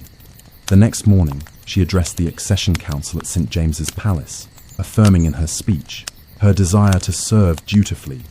When her father had been crowned king, he had been hailed as both king and emperor, but in light of the ongoing collapse of Britain's colonial empire, his daughter was styled Queen of the United Kingdom, the head of the Commonwealth, and queen of her other realms and territories. This distinction is not necessarily immediately apparent, but it was an important one, signifying that the British monarch was no longer the ruler of an empire, but an honorary queen of individual dominions, which would each have the right to decide their own degree of affiliation and commitment to the Commonwealth. A little over a year later, on the 2nd of June 1952, Elizabeth's coronation was held in Westminster Abbey. In a notable break with precedent, it was the first time that a coronation for a British sovereign had ever been broadcast live. Officials had reacted with horror in previous decades to the notion of allowing full public consumption of such momentous events in Westminster Abbey. A live broadcast had been suggested for the coronation of King George VI and Queen Elizabeth in 1937, but the Archbishop of Canterbury had hotly rejected the proposition, claiming that ordinary people could not be trusted to show the proper reverence. The Archbishop was particularly disturbed at the idea that people might be able to listen to the sacred service while drinking in their local pub and with their hats on. The Duke of Edinburgh, who chaired the planning committee, was strongly in favour of televising the coronation, making the monarch more accessible to the people in a modern way. The committee finally agreed, but insisted that the camera pan away from the ceremony during the anointing and communion. Elizabeth wore an exquisite ivory satin gown, which, according to her instructions, was minutely embroidered with the floral emblems of every country in the Commonwealth. After taking the coronation oath, she was anointed, invested with regalia, and crowned to cheers of "God Save the Queen." The crowds outside the Abbey erupted in celebration, and millions of people across Britain who were watching the event on television cheered along with them. Thousands of households and businesses had purchased or rented television sets just to see the coronation. From the point that she ascended the throne in 1952, the central challenge of Queen Elizabeth's life was to keep personal and family life firmly compartmentalized from her life and duty as the monarch. Unfortunately, this proved to be an immensely difficult goal to achieve, and was no doubt the cause of great pain and regret to her over the years, because her duty as queen had to always come first. Because of her unique position, she could rarely express her opinions for fear of potentially sparking a constitutional crisis. She had to be endlessly diplomatic.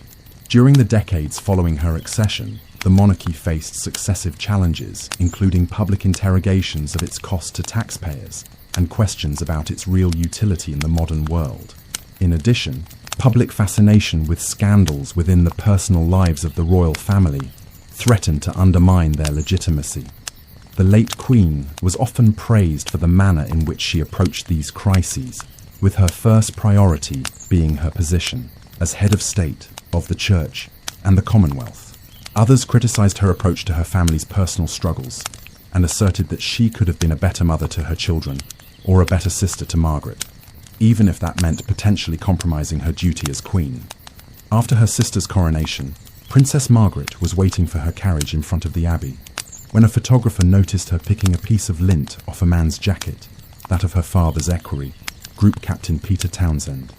Before long, speculation about their relationship developed into a media frenzy.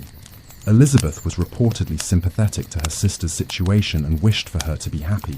She had never liked taking sides, so she did not initially encourage or discourage Margaret in her relationship with Townsend. Unfortunately, Townsend was divorced and his wife was still living, and therefore the Anglican Church would not consent to marry them. Moreover, Margaret was third in line to the throne, and the shadow of the abdication still loomed large in the early post-war period. The royal family, and those who worked most closely with them, asked the couple to delay a formal engagement, perhaps hoping that their feelings for one another would wane. Sadly, they did not, and rather than forfeit her title, her income, or be forced to live abroad, Margaret and Peter mutually called off their engagement. Several years later, Princess Margaret married the photographer, Anthony Armstrong Jones, with whom she had 2 children, Sarah and David. The couple divorced in 1976. Things were chilly, not only between the Queen and her sister in the early years of her reign, but seemingly between herself and her husband also. Philip had not adjusted well to being the husband of the Queen of England. Having to give up his naval career had been a bitter disappointment, and he found the endless round of royal duties, of ribbon cutting, handshaking and speech-making, extraordinarily tiresome. He was accustomed to a much more active life, and it was difficult for him to adjust to being a supporting act for the Queen. By 1957, American newspapers began to gossip about Philip and the supposedly questionable company he kept at the Thursday Club, a men's lunch club featuring a who's who of politics, finance, and the arts in Soho. Rumours of indiscreet behaviour by Philip and those accompanying him on the 1957 royal tour began to spread also. The palace denied the rumours. Eventually, Philip did manage to carve out a niche for himself and settle into his royal duties. An endlessly curious and adventurous man, he remained particularly interested in being a patron for science, technology, sports, and education initiatives. In 1957, Elizabeth made him a Prince of the United Kingdom through letters patent to thank him for his service to the Crown and the Commonwealth. He was not given the title of King Consort or Prince Consort due to overwhelming political opposition. Elizabeth's position as a female monarch was by no means unprecedented, but it was still a delicate one, especially in light of her wedding vows to love, honour and obey her husband, which was still the conventional wording in the middle of the 20th century. Queen Elizabeth and Prince Philip eventually developed into a cohesive and effective team, and she described him on multiple occasions during their lifetimes as her strength and stay. The decades they faced together certainly did call for both strength and stability. The royal couple welcomed 2 more children in the next few years. Prince Andrew was born on the 19th of February 1960, and Prince Edward 4 years later on the 10th of March 1964. Prince Philip was firm in his insistence that their children be permitted to go to senior school with ordinary young people.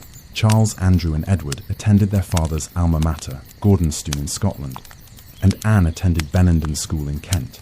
They grew up nowhere near as sheltered as their mother had, and as a result grew into more worldly young adults than Elizabeth had been when she first entered her adult years. There has been a great deal of disagreement among observers and biographers about the Queen's performance as a mother. Charles collaborated in a biographical publication during the early 1990s, which sometimes painted Elizabeth as cold and distant, and at other times affectionate, but not enough inclined to interfere when she should. The impression was given that as a result, her children were all rather lost.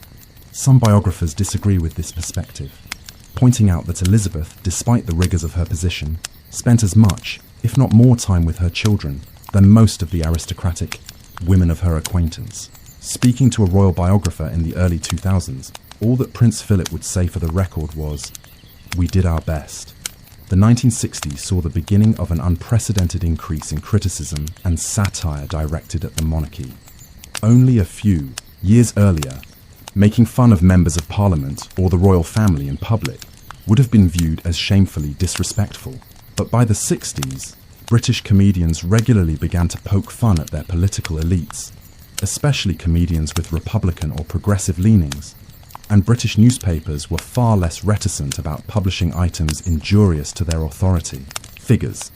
In 1969, Prince Philip gave an interview on American television lamenting the financial situation of the royal family.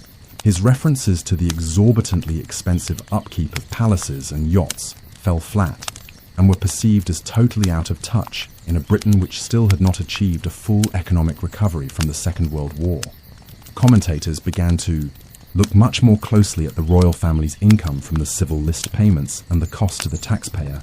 There was increased scrutiny of the fact that the Queen paid no estate or income tax and was not required to disclose any details about her private fortune or finances. At the time, the Queen's personal fortune was probably not more than 12,000 holland. Her personal fortune, however, grew much greater. She inherited approximately $70,000 from the Queen Mother's estate in 2002, but what her total net worth was is difficult to calculate because many royal resources such as residences, artifacts and regalia actually belong to the nation. In the early 1990s, Queen Elizabeth and Prince Philip announced that they would begin paying taxes on their personal income. In the 1970s, the royal family began to work with younger and more modern press officials, and new innovations were introduced to increase public accessibility to the monarchy. The Royal Walkabout was first introduced during a royal visit to Australia, during which the Queen undertook a street visit that was not on the official itinerary to meet people, shake hands with them, and chat a little. The public responded warmly and positively to the practice, and it became a permanent and regular event during royal visits all over the world. In 1977, Queen Elizabeth marked 25 years on the throne with her Silver Jubilee celebrations. The City of London hosted more than 6,000 street parties. The Queen's popularity had remained consistently high, despite greater expectations of accountability from the public. The Queen made a very successful visit to Northern Ireland, which was encouraging considering the region had been embroiled in sectarian conflict since the late 1960s. But the Northern Ireland troubles struck much closer to home during the next few years and were the first in a fairly rapid succession of dangerous incidents that put the safety of the royal family and those who served them at risk. In 1979, Lord Mountbatten and his grandson were killed in a bombing in Ireland, for which the IRA, the Irish Republican Army, claimed responsibility. Similarly deadly attacks were carried out on several of the Queen's household cavalry and military. Musicians at Hyde Park in London in 1982. At the annual Trooping of the Colour ceremony celebrating the Queen's birthday in 1981, 17-year-old Marcus Sargent fired 6 shots at the Queen, which thankfully turned out to be blanks. Mounted side saddle on her horse Burmese, Elizabeth was startled, but she recovered quickly enough to effectively soothe her horse, and the public admired her grace under pressure. Only months later, on a visit to Dunedin, New Zealand, 17-year-old Christopher Lewis tried to shoot the Queen with a rifle from the 5th floor of a building overlooking a parade in her honour. Thankfully, he missed. Both of these would-be assassins faced charges and jail time. The security of Buckingham Palace itself was called into question in July of 1982, when it was revealed that a man named Michael Fagan had somehow managed, without any sort of special equipment or ability, to breach the palace's defences, travel through the corridors unseen, and then walk right into the Queen's bedroom. Multiple and differing accounts of this event exist, so exactly what happened is still somewhat unclear. But apparently, Fagan simply walked in and opened the Queen's curtains. Startled by the intruder, she reportedly pressed the button next to her bed to summon her staff, but the bell was either broken or simply went unheard. It seems she managed to slip out of the bedroom while Fagan was looking around for a cigarette lighter. There was fascinated speculation that the two might have even had a conversation, as some believed that Fagan had been in the Queen's bedroom for as long as 10 minutes. Fagan, however, speaking to several newspapers years later, denied that they discussed anything, stating that the Queen had simply run out of the room at the first opportunity. Such threats to her safety were a reality that Queen Elizabeth had to face quite frequently throughout her life. But commendably, it did not curb her willingness to remain accessible to the public. She continued to perform her royal duties very much in the open. Protecting the Queen during her walkabouts, for example, was ultimately very difficult, but Elizabeth refused to be intimidated. She was also determined to preserve a sphere of privacy and comfort for herself and her family, and traditionally opposed measures that threatened to violate it. Queen Elizabeth worked with no fewer than 14 prime ministers, but the Thatcher years were particularly interesting for her from a political standpoint. Margaret Thatcher was not just Britain's first female prime minister, but she was also the first Elizabeth had worked with who was her own age. One might imagine that this political relationship would have been among the Queen's most harmonious and successful, but multiple biographers and historians believe that it was not. The Queen was far too devoted to constitutional norms ever to break the confidentiality of her weekly meetings with Britain's top elected official, or to criticise a prime minister openly, which she never did. Historians speculate that the strongest division between the two women may have emerged over Thatcher's reluctance to approve the recommendation of sanctions against South Africa to encourage the abolition of apartheid, to which the Queen was deeply committed. According to former Canadian Prime Minister Brian Mulroney, Queen Elizabeth was highly active behind the scenes in encouraging international support for an end to the oppressive apartheid government in South Africa. Despite the numerous challenges she had faced as both a mother and a queen, these challenges reached something of a crescendo during the 1990s. A new decade had brought increased criticism of the younger members of the royal family, and the Queen was increasingly satirized in television programs. True to form, she attempted to fight fire with fire by making another documentary film, Elizabeth R., for which she allowed cameras to follow her about for nearly a year while she provided the commentary. The film premiered in 1992, the same year which the Queen once dubbed in a famous speech at London's Guildhall her annus horribilis, or horrible year. The reasons for her lamenting 1992 are all too well known.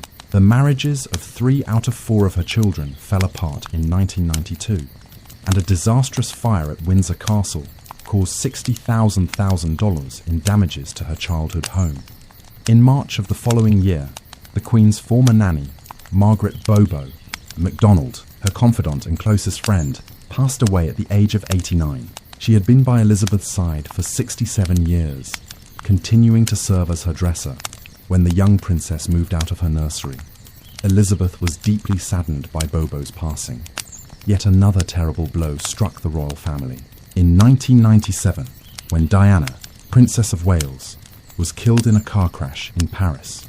At the time of the accident, Elizabeth and Philip were at Balmoral with Charles's and Diana's sons, William and Harry, to whom they now had to explain the terrible reality of their mother's death. The nation, and many more people around the world, mourned Diana's passing.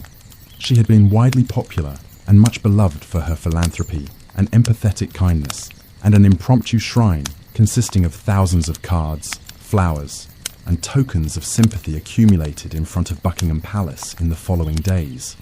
The newspapers began to question why there was no flag flying at half-mast over Buckingham Palace, why the Queen had not addressed the nation, and why the royal family did not seem to be mourning Diana's death with any visibility.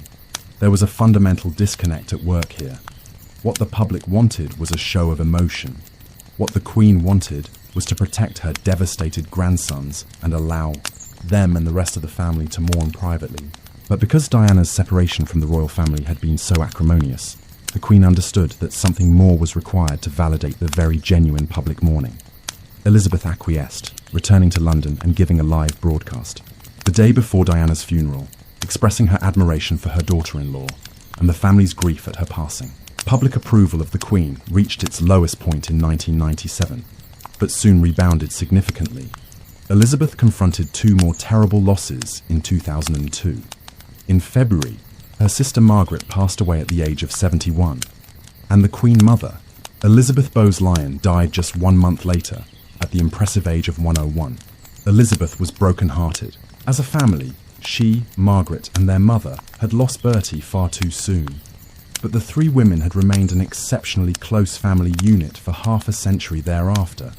one upon which the Queen had always relied for advice and comfort during her many decades as sovereign.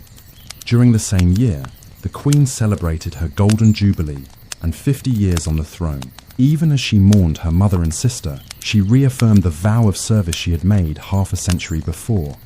"I am driven by my resolve to continue with the support of my family, to serve the people of this great nation of ours to the best of my ability through the changing times ahead." Indeed, times were certainly changing with regard to what was acceptable within the royal family. In 2005, she gave her blessing for Prince Charles to marry his longtime love, Camilla Parker Bowles, who was subsequently made Duchess of Cornwall. Because both Charles and Camilla were divorced, the couple were married in a civil service, and the Queen and Prince Philip did not attend the ceremony, but they happily attended the reception. As sovereign, Elizabeth was mindful of her position as head of the church, but she understood that times truly had changed considerably during her reign. Few people now expect that members of the royal family should marry anyone other than whom they choose. In a move that speaks even more strongly about letting go of the past, before she died, the Queen expressed her wish that the Duchess be given the title of Queen Consort at Prince Charles's coronation. This represents a major departure from the traditional approach to marriage and divorce within the royal family, especially in light of their long-time affair and Camilla's involvement in the breakdown of Charles and Diana's marriage. In 2012, the Queen reached the zenith of her popularity, with incredible approval ratings approaching 90%. That year, she became the only British monarch besides Queen Victoria to celebrate a Diamond Jubilee. And to a riotous reception, she opened the Olympic Games in London with a very special James Bond-themed performance with Daniel Craig, during which she hilariously appeared to parachute out of a plane into the Olympic Stadium. The royal family has seen a re-emergence of criticism and scrutiny during the last decade, some of it surrounding the departure of Elizabeth's grandson, Prince Harry, and his wife, Meghan Markle, from their royal roles, their seeming estrangement from the royal family, and the much-discussed exclusive interview they gave to Oprah Winfrey in March of 2021. Public attention was also drawn to the royal finances with the release of the Paradise Papers. In 2017, it was reported that a sizable proportion of the Queen's wealth from the Duchy of Lancaster rests in offshore tax havens. Different estimates exist of what Her Majesty's net worth was, but it was generally reckoned to be between $500,000 and $600,000. Perhaps most troubling of all to royal supporters and critics alike in more recent years are Prince Andrew's ties to Jeffrey Epstein and Ghislaine Maxwell, and the lawsuit for sexual assault launched against him by Virginia Giuffre, which he settled out of court for an undisclosed sum. In January 2022, just months before her death, the Queen stripped her son Prince Andrew of his military titles, as well as all royal duties and patronages, none of which will be returned. In the announcement, it was added that Andrew would face the lawsuit as a private citizen without the support of his family. Despite the reoccurrence of scandal and criticism for members of the royal family, which grieved the Queen in the last years of her life, she remained highly popular both in the United Kingdom and abroad. People all over the world often wrote to her to express their admiration and to express sympathy for her various family dramas, an example of public understanding, which she appreciated. Even at the lowest point of her popularity in 1997, she still had a 70 to 75% approval rating in the UK, as well as in the Old Dominions of Australia, New Zealand, and Canada. These are polling results that must be the envy of elected politicians everywhere and are quite impressive considering the length of her tenure as Queen. In 2002, opinion was fairly unanimous among the people of the UK and Britain's Old Dominions. They strongly agreed that the Queen had done a good job as head of state and head of the Commonwealth, but a small majority did not believe that the monarchy would long outlast her. That opinion has not changed much in the last 2 decades, with many people remaining sceptical about the potential success or stability of a monarch other than Queen Elizabeth. Inevitably, the most basic question most people have about the Queen is simply, what was she really like? Philip said that his wife's greatest virtue was her tolerance. He described her as careful, observant, disciplined, and highly moral, but rarely judgmental. Her Majesty's dresser for nearly 30 years, Angela Kelly, wrote of the Queen's courage, kindness, strength, sense of humour, and sense of fun. She apparently had a notable talent for putting people at ease, and was a master at helping those who were a little awed in her presence to relax with a little pleasant small talk. Being the fashion icon that she was, the Queen grew to appreciate beautiful clothes as much as anyone, but she was always most comfortable in riding clothes, practical outdoor shoes or boots, and one of her signature headscarves. The photographs and footage in which Elizabeth appeared to be the most excited, animated and happy were when she was spending time with her dogs and horses, riding or watching horse racing. From the late 1960s onwards, Elizabeth enjoyed pursuing a career breeding and racing horses. She also loved spending time with her family, which has continued to grow following her passing to 8 grandchildren and 12 great-grandchildren. However, she experienced an increasingly solitary time towards the end of her life, following the death of her husband, Prince Philip, in 2021. Indeed, one of the most poignant images of the Queen in the last years of her reign was her sitting, alone in mourning for her dear husband, due to COVID restrictions that were in force at the time, in the pews at St. George's Chapel in Windsor.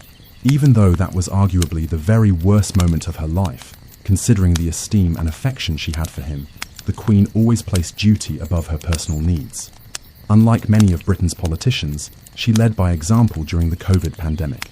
In the last few years of her life, she passed along the bulk of her royal duties to Charles, Camilla, her grandson William, and his wife, Catherine Middleton.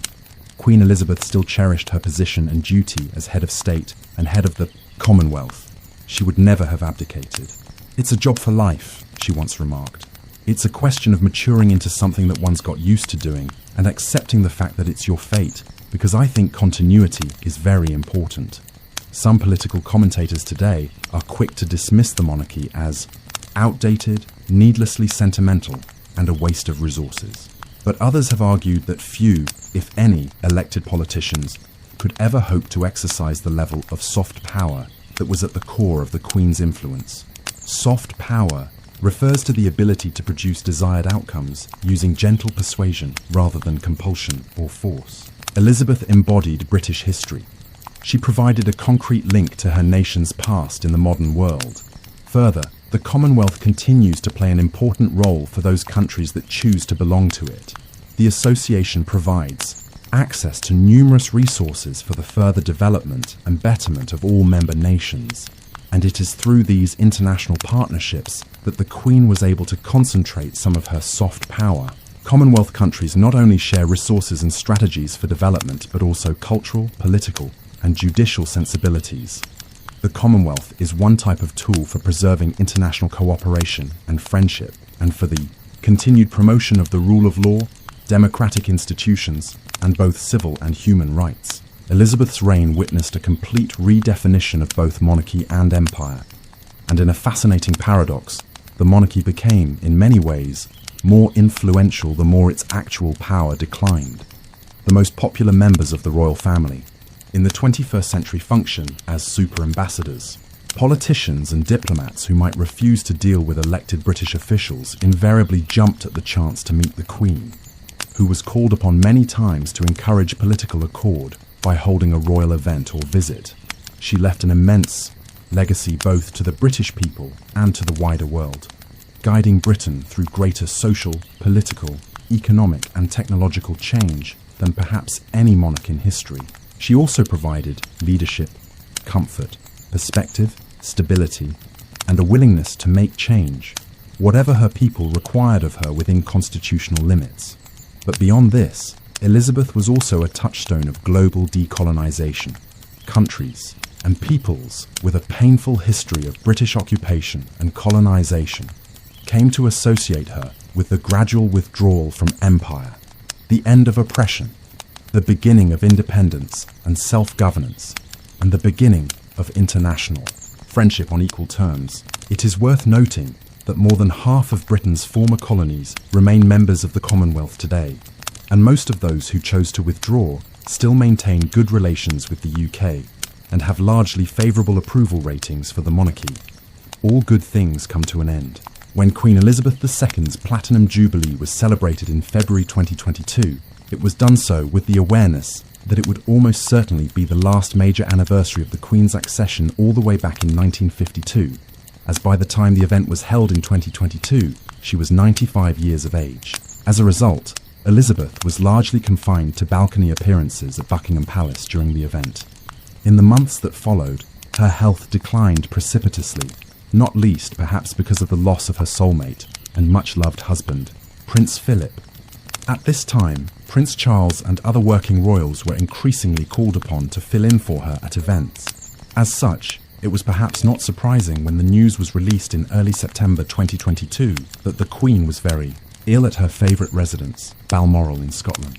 In the end, she died faster than many had expected, though Charles and Anne were by her side when she passed on the afternoon of the 8th of September at 96 years of age. Her state funeral was particularly long to accommodate the long lines of people who wished to file by her body as it lay in state at Westminster Abbey throughout mid-September. Finally, on the 19th of September, after a private family ceremony, Queen Elizabeth II was laid to rest in the King George VI Memorial Chapel at Windsor Castle, next to her parents and husband. As is the custom with royal succession, Prince Charles succeeded his mother immediately upon her death, becoming King Charles III.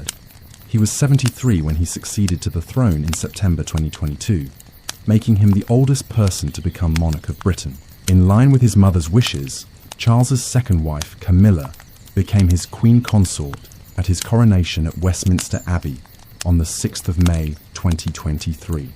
It was a remarkable occasion in the history of modern Britain, as it was the first royal coronation in over 70 years and only the 6th coronation in the last 200 years. So what kind of monarch will Charles be? His task is not as arduous as it once would have been. If Elizabeth had only lived into her 70s and Charles had become king in the late 1990s or early 2000s, it would have been problematic, given that he was, somewhat unfairly, depicted in many circles as the villain in the demise of his marriage to Princess Diana, and public opinion towards the Prince of Wales was very low following Diana's death in 1997. However, with the passage of time, people have warmed again to Charles, and his coronation was warmly greeted. His style of kingship will be different from that of his mother. He believes in a slimmed-down monarchy and will reduce the size of the royal establishment, while he will also try to champion causes that are closer to his heart to a greater extent than Elizabeth did, notably his lifelong advocacy of environmentalism.